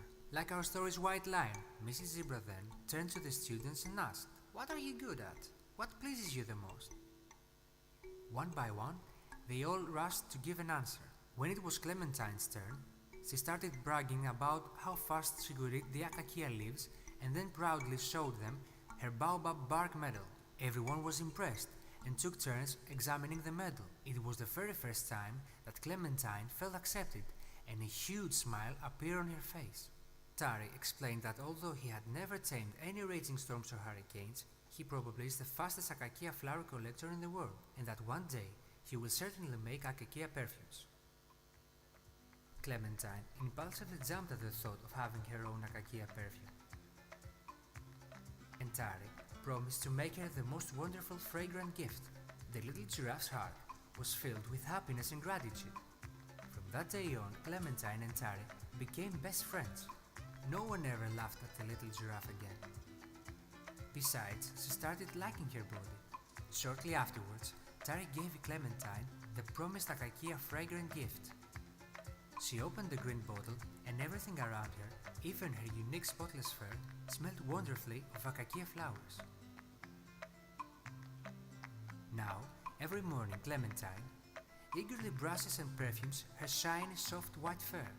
She greatly enjoys it, being the only one in her whole giraffe family wearing such clothes.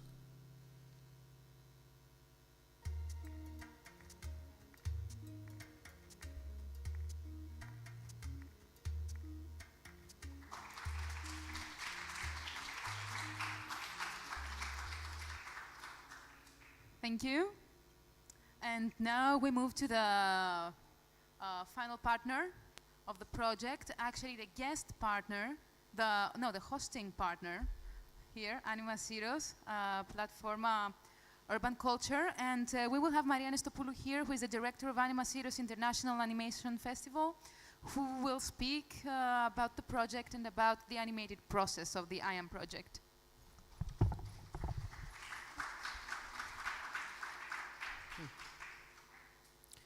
Hello everyone, thank you for being here.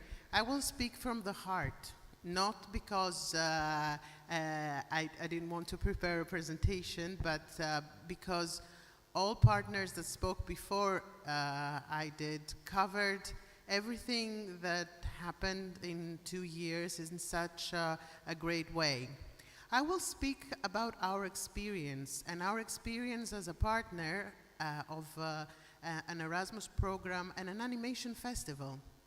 Guys, it was quite a challenge at the beginning. We had, as our partners, people that approach the matter of inclusivity in I don't want to use the word serious in a bad connotation, but in an academic way. They've read about theory, they're doing it in practice, they work every day with this, and we are an animation festival that we also produce animated films. Inclusion has been a theme in animation films for forever. Inclusion has been our theme as an animation festival. It was always our priority. We've built our educational program that we ran over the years in the matter of inclusivity. And for this reason, we always try to cooperate with animators and educators that they are willing to follow our own path.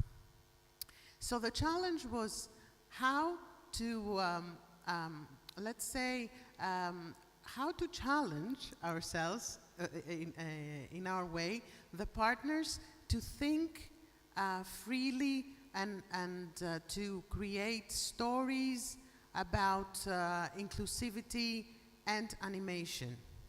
That was the first challenge when we did the storyboards of the films that you've seen with different partners, the 3 films. So what we've decided is to use our experience on the matter. We've chosen from our own network of collaborators 2 very experienced creators, educators, that they are working very closely with persons with disabilities, and they are serious in their creative process on inclusivity. I'm talking about Maria Lucia Mitrakou, that she did the webinars, and of course Elena Pavlaki, that was the animator and director of the 3 I Am shots that you've seen. Another challenge that we had to face was the fact that all the creative process with our partners was done over Zoom. I cannot really begin to tell you how amazing these storyboards were done by some meetings over Zoom. It was a complete script, a complete storyboard, and we are very, very happy about it. So for us, this experience of the project was not only it was not only that we'll stop here in this day, but we will remain, and we will still organize educational workshops and create films, animated films on inclusivity. We've gained a lot from the experience of our partners, and we are now better in implementing our programs. Thank you very much for being here. I would like to thank each partner for their contribution. We would not create what we've done without you, and we are grateful for this collaboration for 2 years.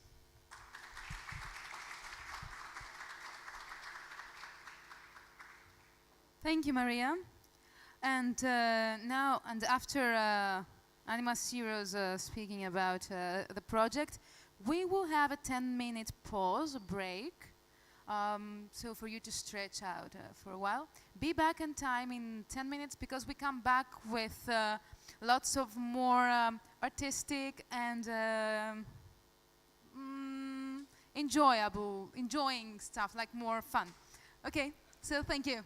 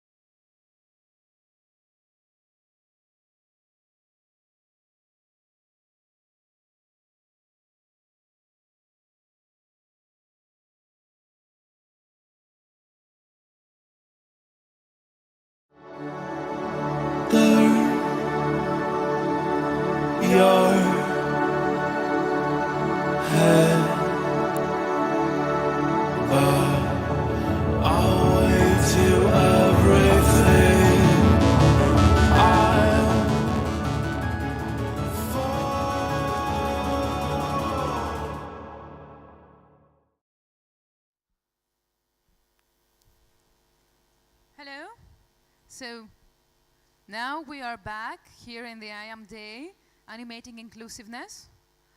We have already listened to the speeches of some guests and the speeches of the partners of the project. Greece, Cyprus, Poland and Hungary. And now we proceed with the third section of the day, which is the I Am Project Inspirations. This has to do with, we will invite two ladies here, Maria Lucia Mitrakou and Elena Pavlaki, who are both animators and educators, and have collaborated with ANIMASYROS in the past, but they have done work concerning inclusivity in many different foundations apart from ANIMASYROS. And Maria Lucia Mitrakou also was the teacher of the webinars that the I Am project organized. And we listened to the partners talking about that. And Elena Pavlaki was the director of the 3 films, the I Am shots, that we just watched. So we're going to watch, they will speak to us, and we are also going to watch some of their creations with people with disabilities, and have the opportunity to speak about it and question them. So, welcome.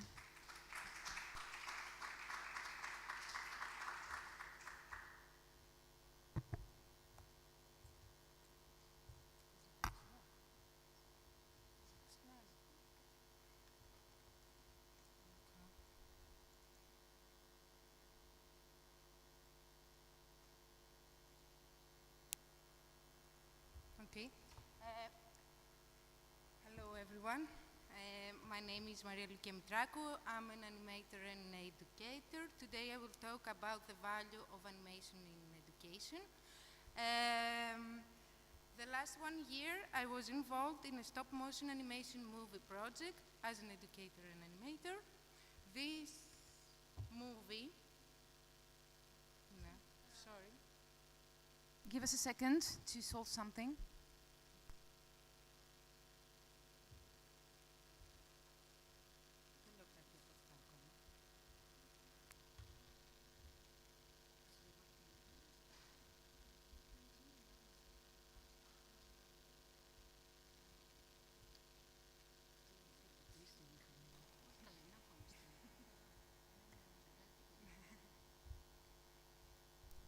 Just hold on for a second. These are things that happen. Everything is all right.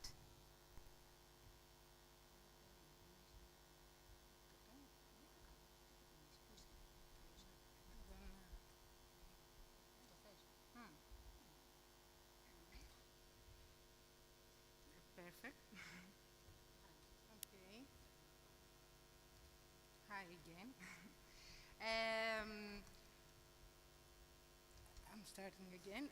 The last 1 year I was involved in a stop-motion animation movie project as an educator and animator.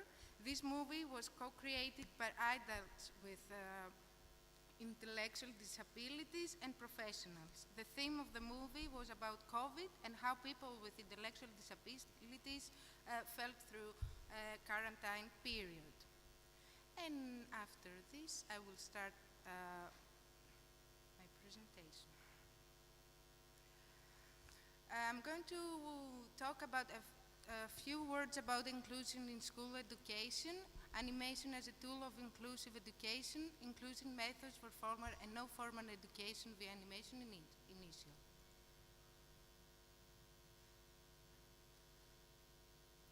A few words about inclusion in school education.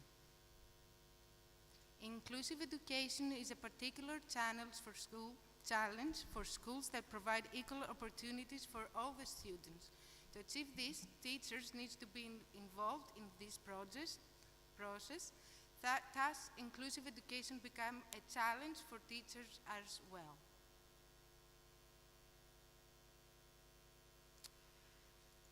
I choose this comic that a teacher says to the students, for fair selection, everyone has to take the same exam. Please climb that tree.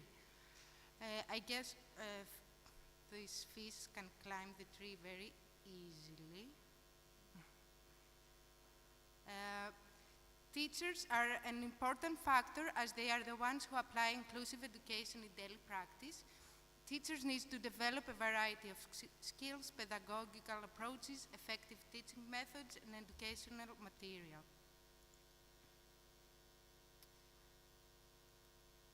I always like to put this quote that says, "Tell me and I forget, teach me and I remember, involve me and I learn," that Benjamin Franklin said. Just to put him chronologically, this was decades ago.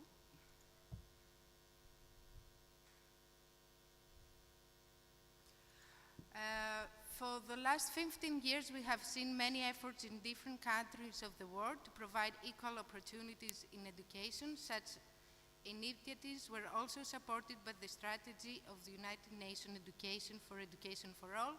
The Salamanca Declaration, UNESCO 1994, argues that the best way to achieve this is to give school an inclusive orientation.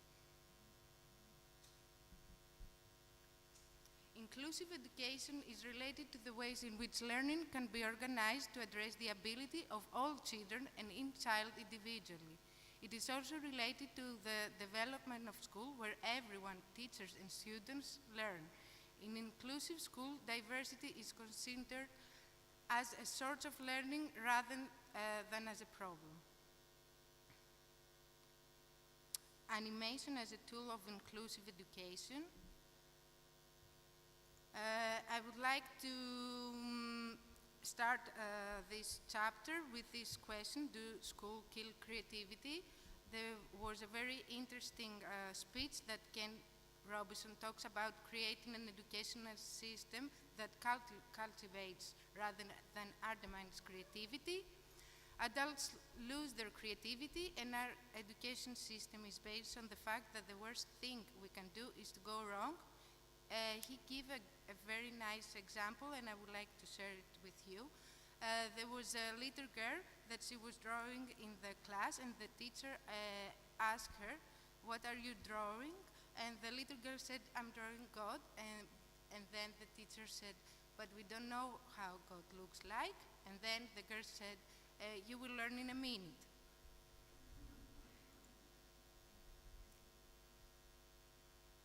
And then the stop motion comes with the active participation of people with intellectual disabilities and professionals is a methodological which contributes to empowerment of participants, encouragement of the expression of experiences and feelings for receiving support, enhancement of cognitive skills, memory, perception, attention, improvement of communication and critical thinking, promotion of cooperating through structures activates at every step of the action.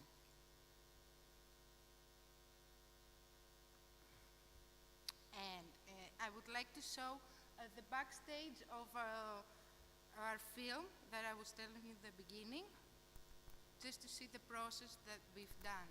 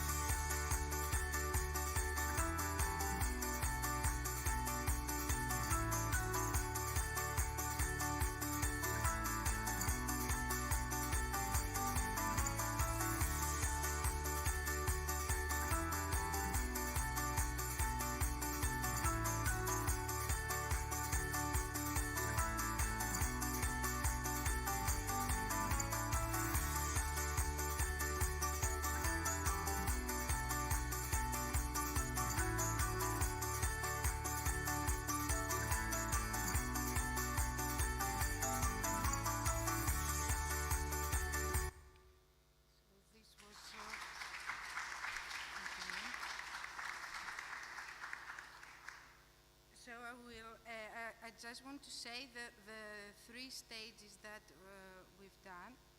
The first stage is to build up our scenario. We were talking and expressing our ideas. The second stage was writing down all the objects that we want to have and then create the materials and the environment. And the third stage was the technical part, and take photos and all these things, and the voiceover. And now, if you want, I want to show you the final result that we've done. So I will end this.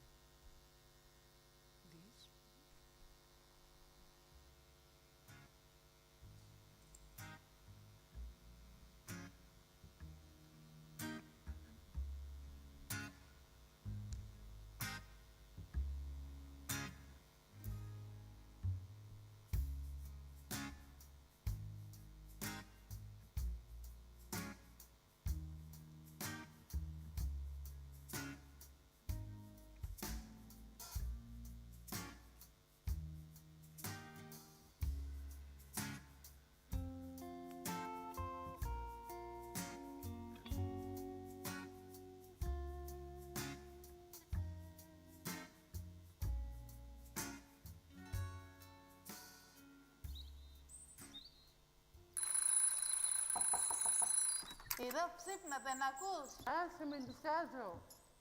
Θα αργήσεις, σήκω. Θα χάσεις το πούλμαν. Σήκω, να ντυθείς, να πληθείς και έλα να φας το πρωινό σου.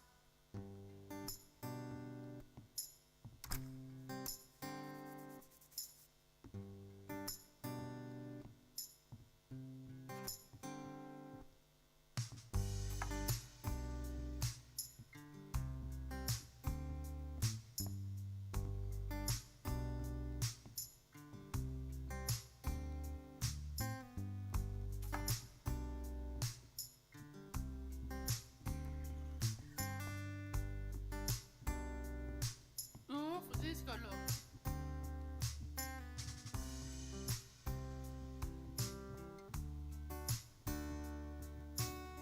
Καλημέρα, Ρεξ.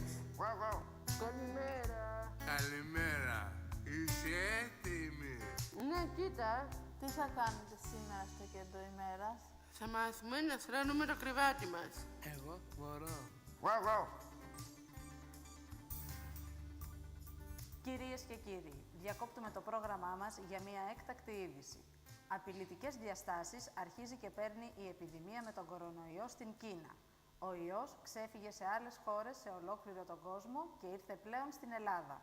Η κυβέρνηση προχωράει σε απαραίτητες ενέργειες για την αντιμετώπιση του. Τι είναι αυτό, ο ιός? Περίμενε να ακούσουμε. Τι ώρα θα έρθει το πούλμαν? Ηρώ, περίμενε λίγο, κάνε ησυχία. Ισχύει η απαγόρευση άσκοπης κυκλοφορίας σε ολόκληρη την επικράτεια. Στο δρόμο θα μπορούν να βρίσκονται όσοι κινούνται από και προς την εργασία τους, για να αγοράσουν τρόφιμα ή φάρμακα, για να βοηθήσουν όποιον χρειάζεται φροντίδα ή για να συνοδεύσουν το κατοικίδιό τους. Όποιος κυκλοφορεί έξω θα πρέπει να φοράει υποχρεωτικά μάσκα. Στους παραβάτες θα επιβάλλεται πρόστιμο. Εγώ πάω κάτω να περιμένω το πούλμαν. Ηρώ, περίμενε. Μη βγεις, είναι επικίνδυνο. Είναι καλός τους. Γέλατε. Ηρώ, δεν ακούς? Τι συμβαίνει? Κάτι κακό είναι έξω. Κακό, τι κακό? Wow! Σούπερ! Αυτός είναι ο γιος. Ναι. Πρέπει να προσέχουμε. Εγώ θέλω να πάω στο κέντρο ημέρας. Θα μείνουμε εδώ.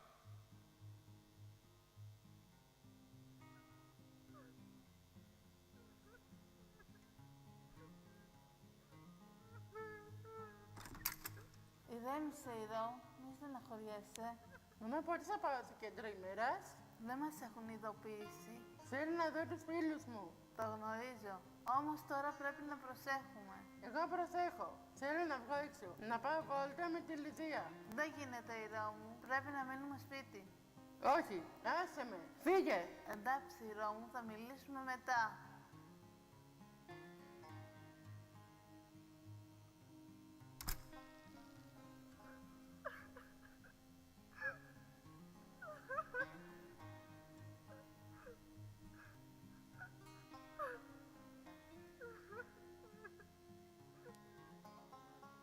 Και τώρα μου τι έχεις?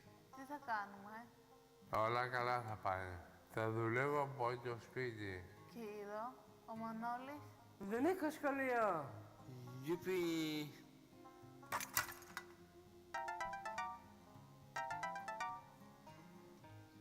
Γεια σου, Λιδία. Κλαις. Εγώ δεν το πιστεύω. Το κέντρο είναι ανοιχτό. Και τώρα τι θα κάνουμε σπίτι?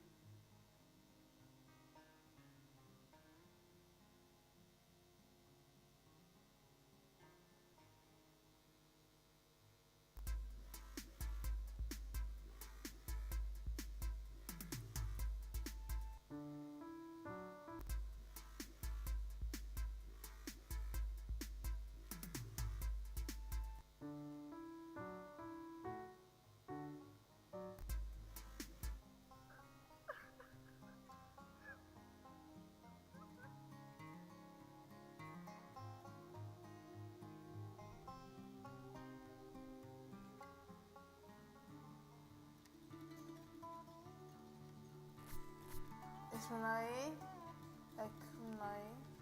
Η Ρο σου αρέσει? Ωραία είναι. Να το κάνουμε πάλι. Ναι, όποτε θέλεις. Μπορούμε να το κάνουμε στο πάρκο? Ναι, στο πάρκο. Θα έρθω με το Ρεξ. Εντάξει, θα πάμε αύριο. Θα βάλουμε όμως μάσκα. Ναι! Θα πάμε αύριο στο πάρκο. Θα έρθεις? Μην της το πεις όμως. Ρεξ, πάμε μετά. Είστε έτοιμοι? Η Ρο πού είναι? Εδώ είμαι. Έτοιμη. Δεν είστε έτοιμοι, κάτι λείπει. Τι? Εγώ τα πήρα το στρώμα μου. Μάσκες πρέπει να βάλουμε. Αχ, η μύτη μου. Δεν μπορώ. Μυρίζησαν φάρμακο. Δεν θέλω. Πρέπει όλοι να φορέσουμε. Ελάτε, πάμε.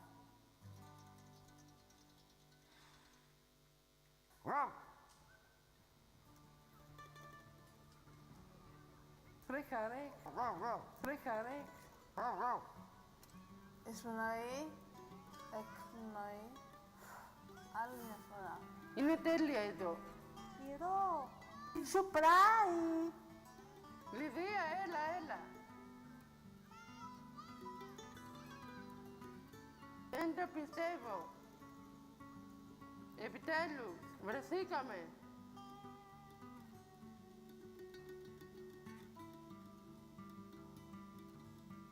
Αχ, τι ωραία βραχιόλι. Σ' αγαπώ, μαμά.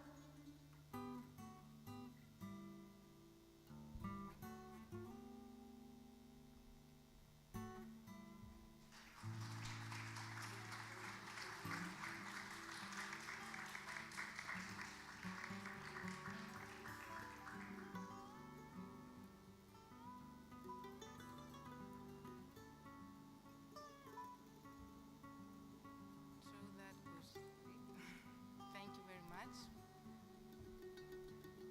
We thank you, Maria Lucia, for a great opportunity to watch this film. It was really touching and really moving, and that we saw what the challenges that people with disabilities faced during the quarantine. Thank you for that. And now Elena Pavlaki will speak. Yes. We will show the videos first. We will show you a video that Elena made. Correct me if I'm wrong. With people, with deaf people, the Quiet Day. Do you want to say something more? Yeah, with deaf school.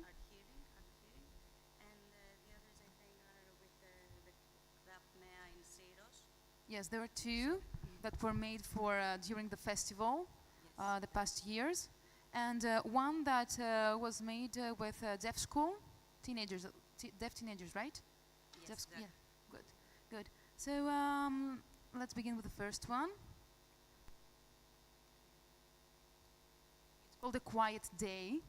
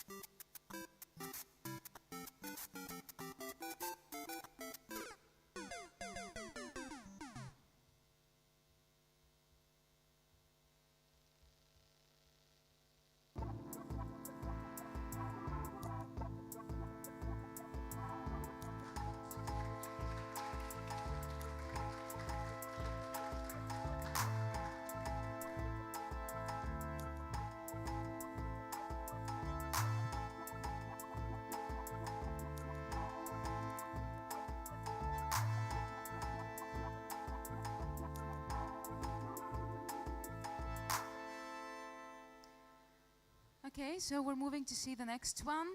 The next one is Contemporary Free Besieged that was made in the framework of last year's festival.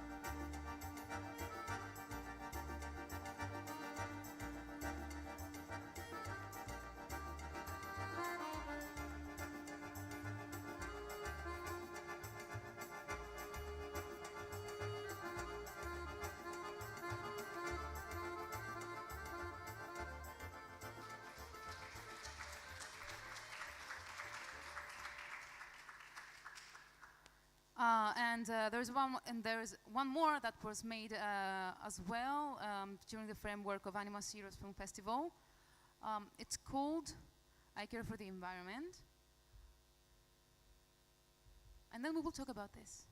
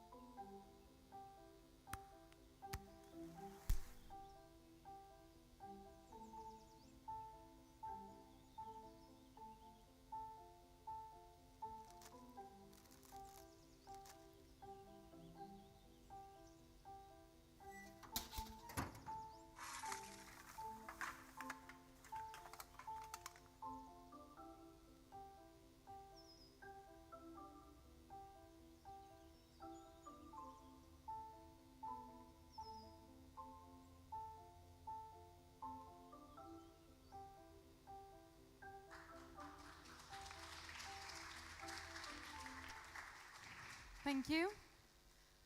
So Hello everyone. I'm Elena Pavlaki. I'm an animator and animation workshop educator. I mostly work with people with disabilities. You saw some of the results of these workshops, and two of them were made by a group of participants attending the Center of Creative Activities for People with Disabilities here in Syros.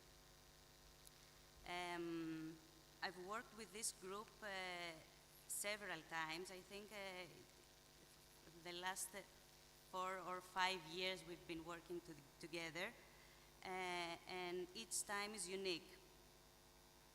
I can see that the animation process is always extremely exciting for them, and I've known them well enough to understand that they're always looking forward to this workshop. People of varying disabilities work together on an animation project, engage with each other, express themselves, and learn by playing. I've been informed one of these years from one of the caregivers of this center that they have tried some of the techniques that they've learned in previous years. They've tried this in their program in CDAP, and that makes me think that and the animation is a great way to develop skills, to develop their skills, learn new things in a fun way, and really makes it to them easy to communicate.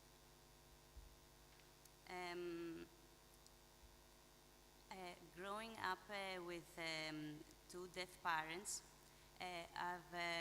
I've watched them mostly feeling comfortable in a deaf community and always trying to adapt in their everyday life. And so what I was always thinking that that's not fair. So I've seen from these workshops that it is really important so that we adapt and try to. I know that everyone here said really important things about animation, and that this is a way to communicate to people and inform and educate. I really think that the most important thing at this point is that we say that animation could be used as a way to bring persons with disabilities and non-disabled people together, and doing a workshop maybe together would be more important. So this way a non-disabled would be more informed, and maybe that's the way to raise awareness. I really think that animation as an activity for both persons with disabilities and non-disabled would be a great way to raise, that's what I said, a great way to raise awareness, inform, and achieve inclusivity, especially in education. That's what I had to say. Thank you very much, and I'm really glad I was part of this project, and to have collaborated with great people from many countries. That's really great. Thank you.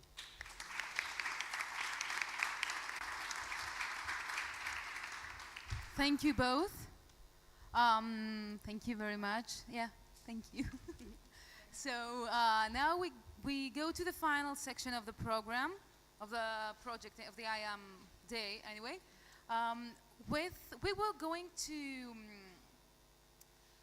some months ago, we launched a competition, a contest, an animation video contest among students in 4 countries: Greece, Cyprus, Poland, and Hungary.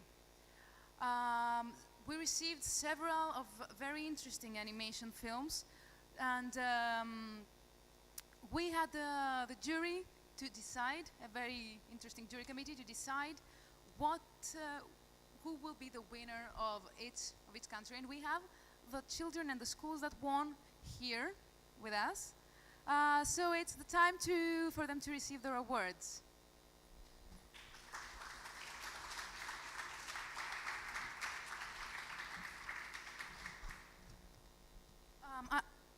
It's open. I would like to invite Maria Nestopoulou as well on the floor, so that we will give the awards together.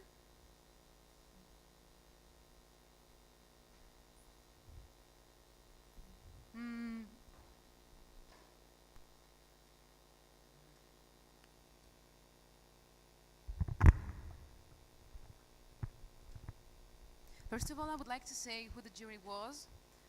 We had jury for all from 5 countries, 3 countries, sorry, 4 countries. Dr. Stefan Paruch, the chair of Institute of Art Education at the Maria University. Grigoresca. Nicoleta Goulia, who is a teacher and an expert of inclusive education. Lina Yiannopoulou, a producer from Greece. Athina Michailidou, Deputy General Director of the Deputy Ministry of Culture of Cyprus. And Maria Nestopoulou, Director of the ANIMASYROS Film Festival. Hello.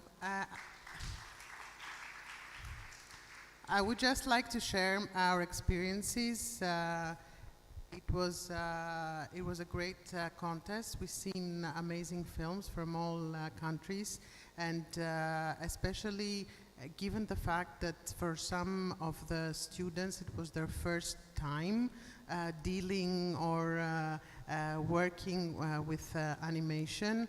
The results that we've seen were very, very complete. So it was a great work discussing with fellow jurors about the results, and I hope that the films that we've chosen reward you.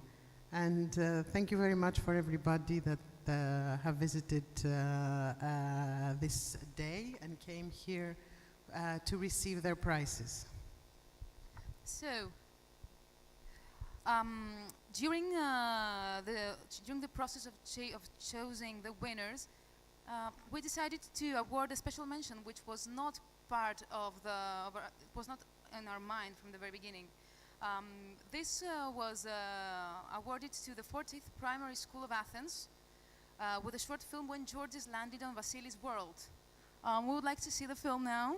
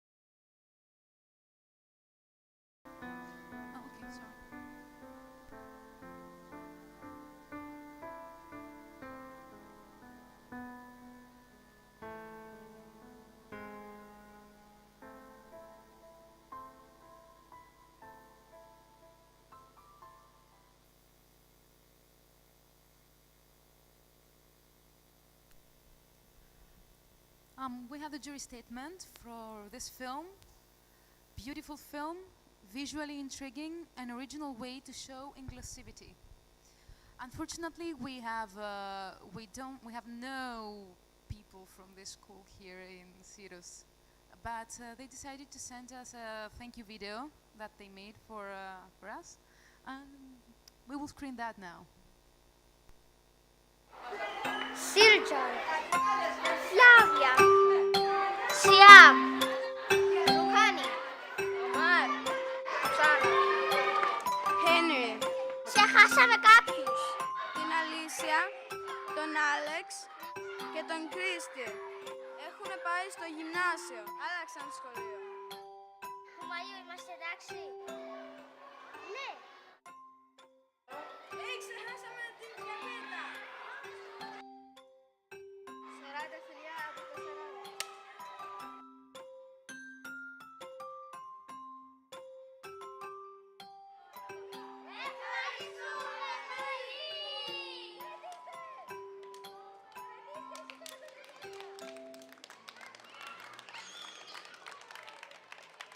Είναι καλό. Καλό ήταν. Μήπως να το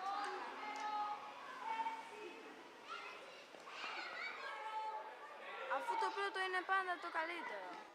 Ευχαριστούμε, Animasyros.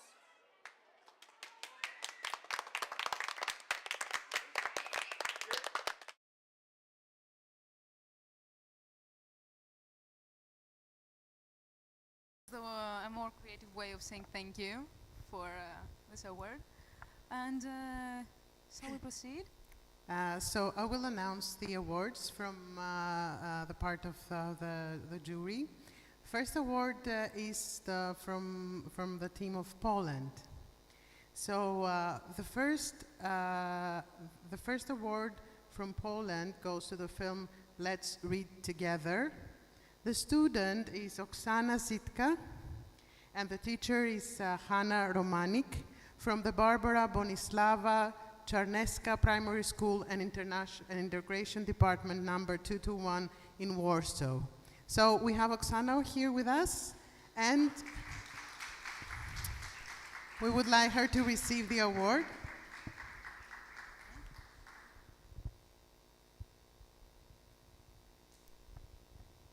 Hello.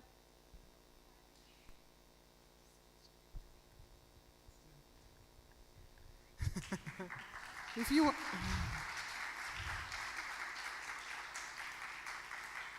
you would like to say a few words, or no, okay. We will see the film. It's a very emotional film, and I think it says it all.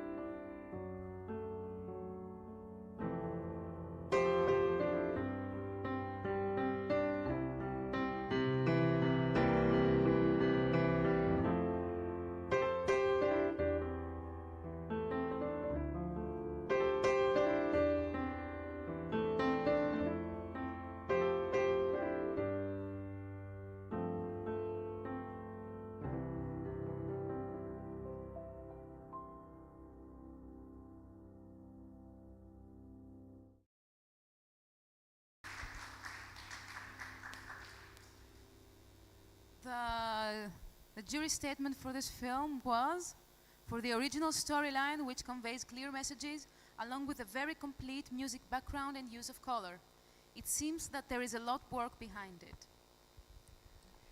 And now we're moving to the award for the team from Cyprus. So the first award for the team of Cyprus, it goes to the film The Grey Cloud, with students Andrea Emthimiou, Christiana Katsara, Maria Garabetien, Iulia Karapardaki. And the teachers were Anna Kleridou and Andreas Chirkalis.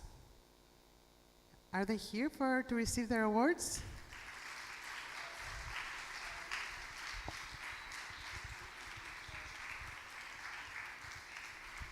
I would like to say that the school they represent is the summer school of La Katamia in Nicosia.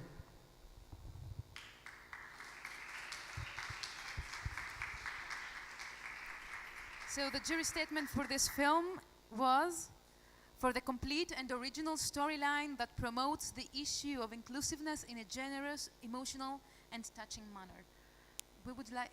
You would like to speak? No. Θα θέλαμε να σας ευχαριστήσουμε για αυτή την ευκαιρία που μας δώσατε να κάνουμε αυτό το βίντεο και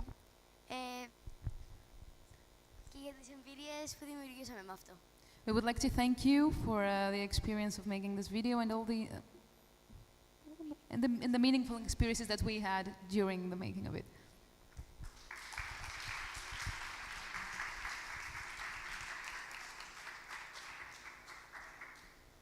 So let's watch now the film, the Cypriot film.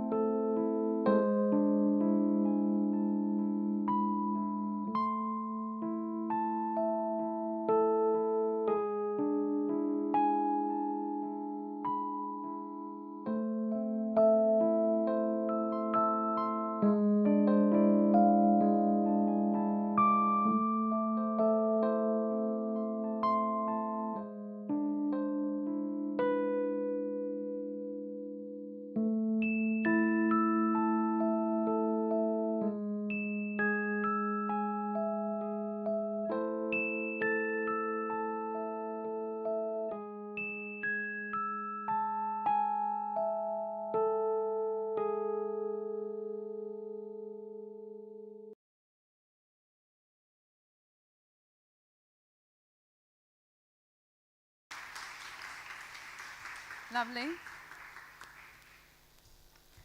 And now we're moving to the Hungarian team. The first prize from the Hungarian team goes to the film Butterflies. I'm going to actually name all participants, where there are a lot. Dorothea Olak, students, Norbert Berkes, David Bona, Laszlo Laska, Bragen Laska, Hanalka Kovacs, Peridai, Ani Hara Kiria Dostali, Tamara Riffer, Amira Abigail Bastamoso, Brenton Santo, Bragen Varanti, Hanal Castal, Levente Cleman. I'm sorry if I destroyed some names, but I did make an effort. And the teachers were Cristobal Alberto Campero Alvarez, Ana Maria Kovacs, Samba Toth, Judith Toskenti, Victoria Sambo, Cristina Moggioro, Giongiver Seke, Dorina Sernatoni Beberica, Cecilia Bandeira, Laszlo Baslamoso, Lila Senke, Zeus Milenko Salas. I didn't ruin everything.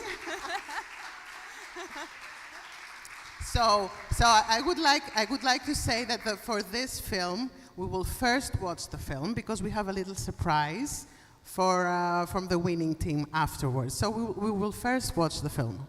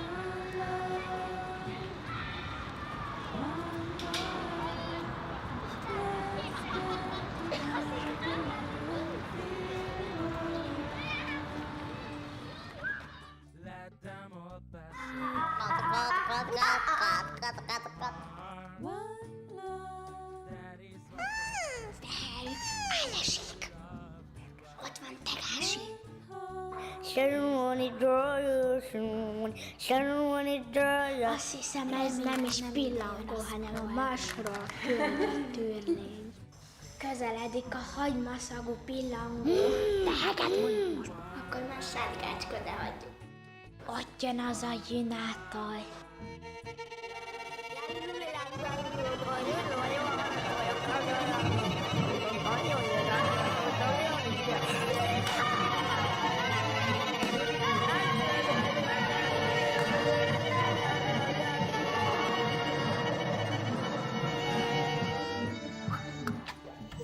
Bőrszín független, a hús, a vér, a szív, ugyanúgy dobog, és ugyanúgy szeret. A környezetedben tudom, hogy gyűlölet hív, de az én szívem zokog, és az én szívem temet. Nap mint nap utcán, fáj, mit lát szemem, gyűlöletbeszéd, mi hergel engemet. Tudom neked mindegy, hogy mi van vele, de ha te lennél ő nem lenne te. One love, one heart, let's get together and feel alright. One love, one heart, let's get together and feel alright. Let's get together and feel alright.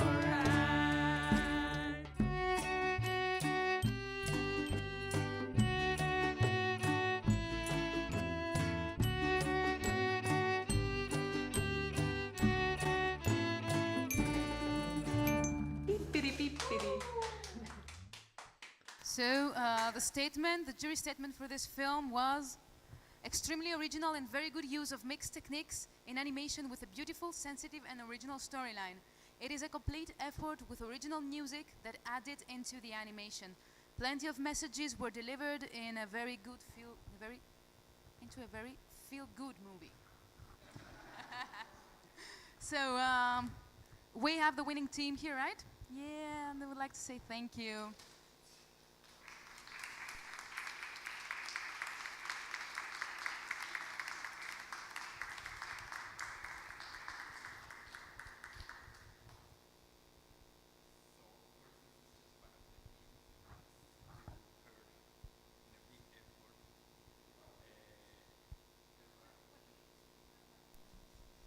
Okay. So there was a lot of people involved, and this is because we made this project. There were two associations or two group of people, two group of workers working together in the District 9 in Budapest.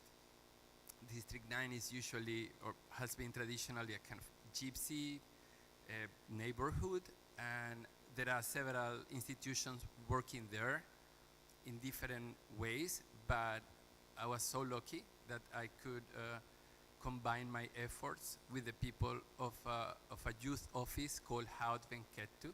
I'm from from that office, a lot of people work, including Anna Marie, that shouldn't be there recording, but here, because she will sing with us. Because this is the way we want to say thank you, by singing. This story started with the song, in fact. We didn't think about participating in such an amazing contest. But I had the idea of making something that called the attention to the kids and make them reflect. But the hardest part was to catch the attention of the kids we are working with. Even these big kids, they watch the video. I have been produced like 3 videos, never in a stop motion, but more like video clips. And then I worked for weeks on that. And then when I show the video clips about the music they made, they watch the video clips like, oh, okay. And I was like so frustrated that I decided to make a new way. And then I had the idea of making the stop motion. And then one day Anna Marie came to me and said, like, there is a chance to participate in this. I said, okay, let's do it. And it was unbelievable that now we are here in Syros. So thank you very much, and we will play a song for you, okay?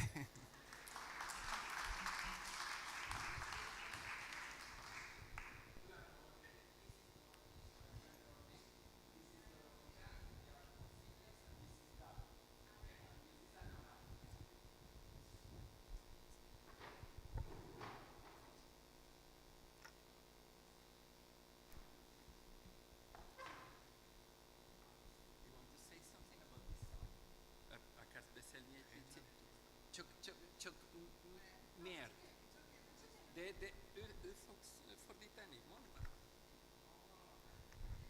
This is a beautiful song that is usually referred to as a hymn of Roma people, one of the hymn of Roma people, and this was selected by these teenagers to play it for you now.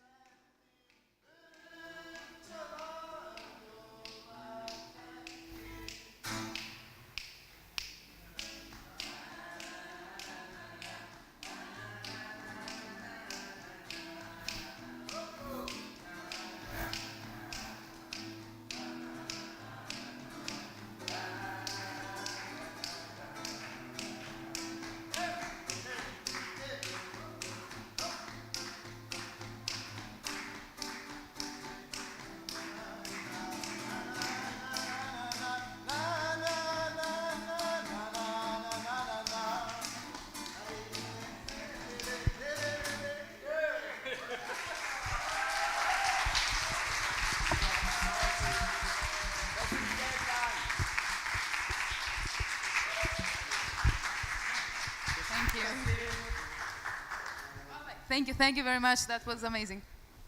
It was lovely. Well, and for the closing, we kept Greece. the team from Greece.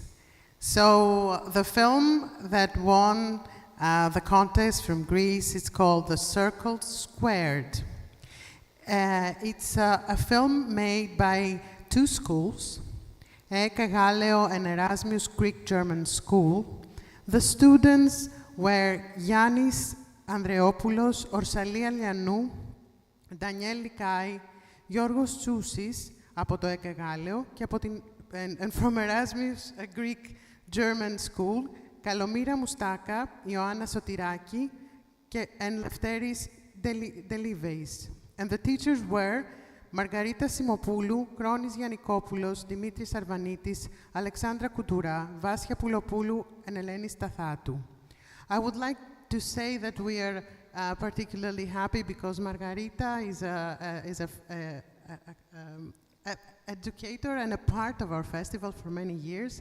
We were happy that she made this film, and we would like to welcome the team on stage to receive their prize.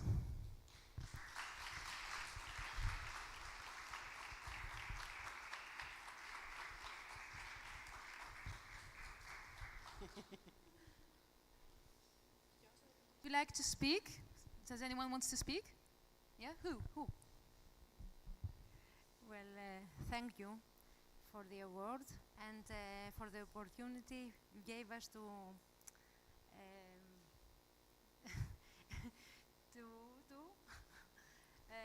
to participate in this competition. From Eke Gallo, thank you very much. We want to thank everybody who participated in this project. First of all, our students from Eke Galileo and of course from Erasmus Greek-German School. It is important to say that our experience were unique. Our students who participate, regardless of their social class, ethnicity, race, mental ability, were valued equally and treated with respect. It was a celebration. Inclusive education is a celebration of diversity and should be at the heart of the educational system. So let's all recognize our diversity and celebrate it every day. Thank you.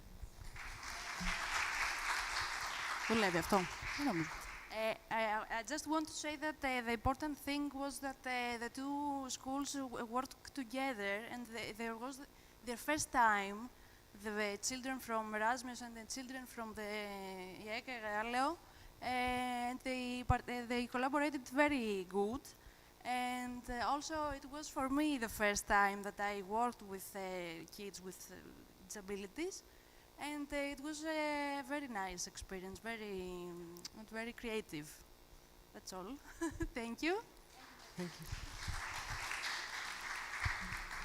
Thank you very much. Let's watch the film now, and then we will say. Let's see the statement now. Yeah. So simple, universal, and effortless. That was the jury statement. Simple, universal, and effortless. The use of bodies versus the sound were creatively mixed. That conveyed the message in a subtle and unique way.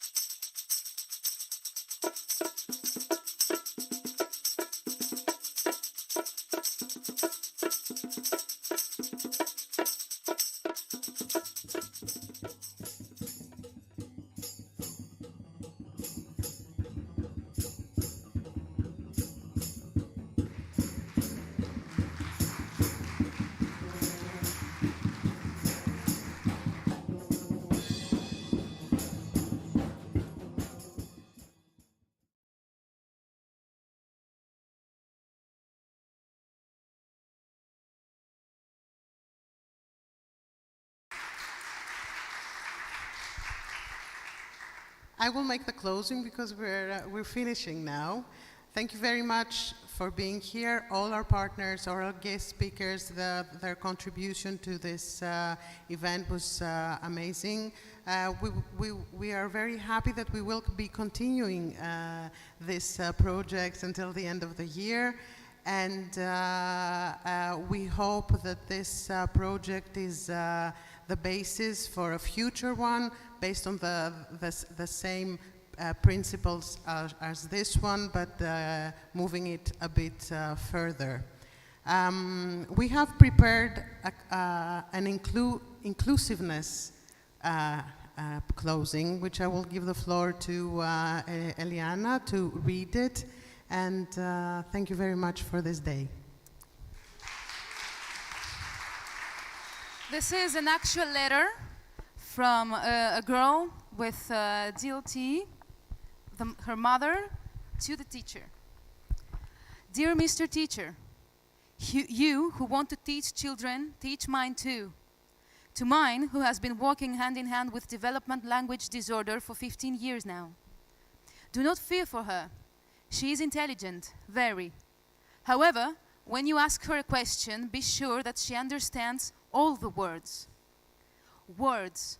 For her, it is a great chase. She is looking for them, tirelessly, every single day, although she doesn't always find them, even if they don't end up coming out of her mouth, or even if they make her angry. But she doesn't stop. She fights, chases, endures. So don't fear for her. She knows how to fight. Just help her understand. Then she will definitely answer, for sure. Explain and give her time. She needs more time. If you are in a hurry, ask somebody else. Don't make her feel anxious. It isn't her fault that her mind goes blank. It isn't her fault that words pester her. Do you really know how much she wishes to answer you? She loves school. She wants to be excellent. That's why she has been studying for hours. Because she wants you and me to be proud of her. She does it for us. You have to know that. So, if her longing to answer makes her confuse the words she wants to use, or say them in the wrong order, don't tell her that she made a mistake. You should know that this word is very painful. It makes her run to the restroom alone during every break to mourn that mistake. I'm not asking you to love her the way she loves school. After all, she has us, who are showering her with tons of love. I'm just asking you to accept her, to praise her whenever possible for her enormous, trust me on this one, effort, and allow her to be herself. Be sure that in this way you will help her shine. Thank you, Mariana's mother, 15-year-old girl with DLD. Thank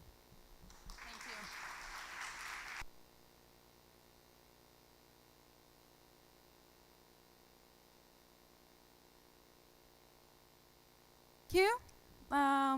We can go out, and the partners, we just have to leave straight away. So just be ready and get up and go down. Okay, thank you.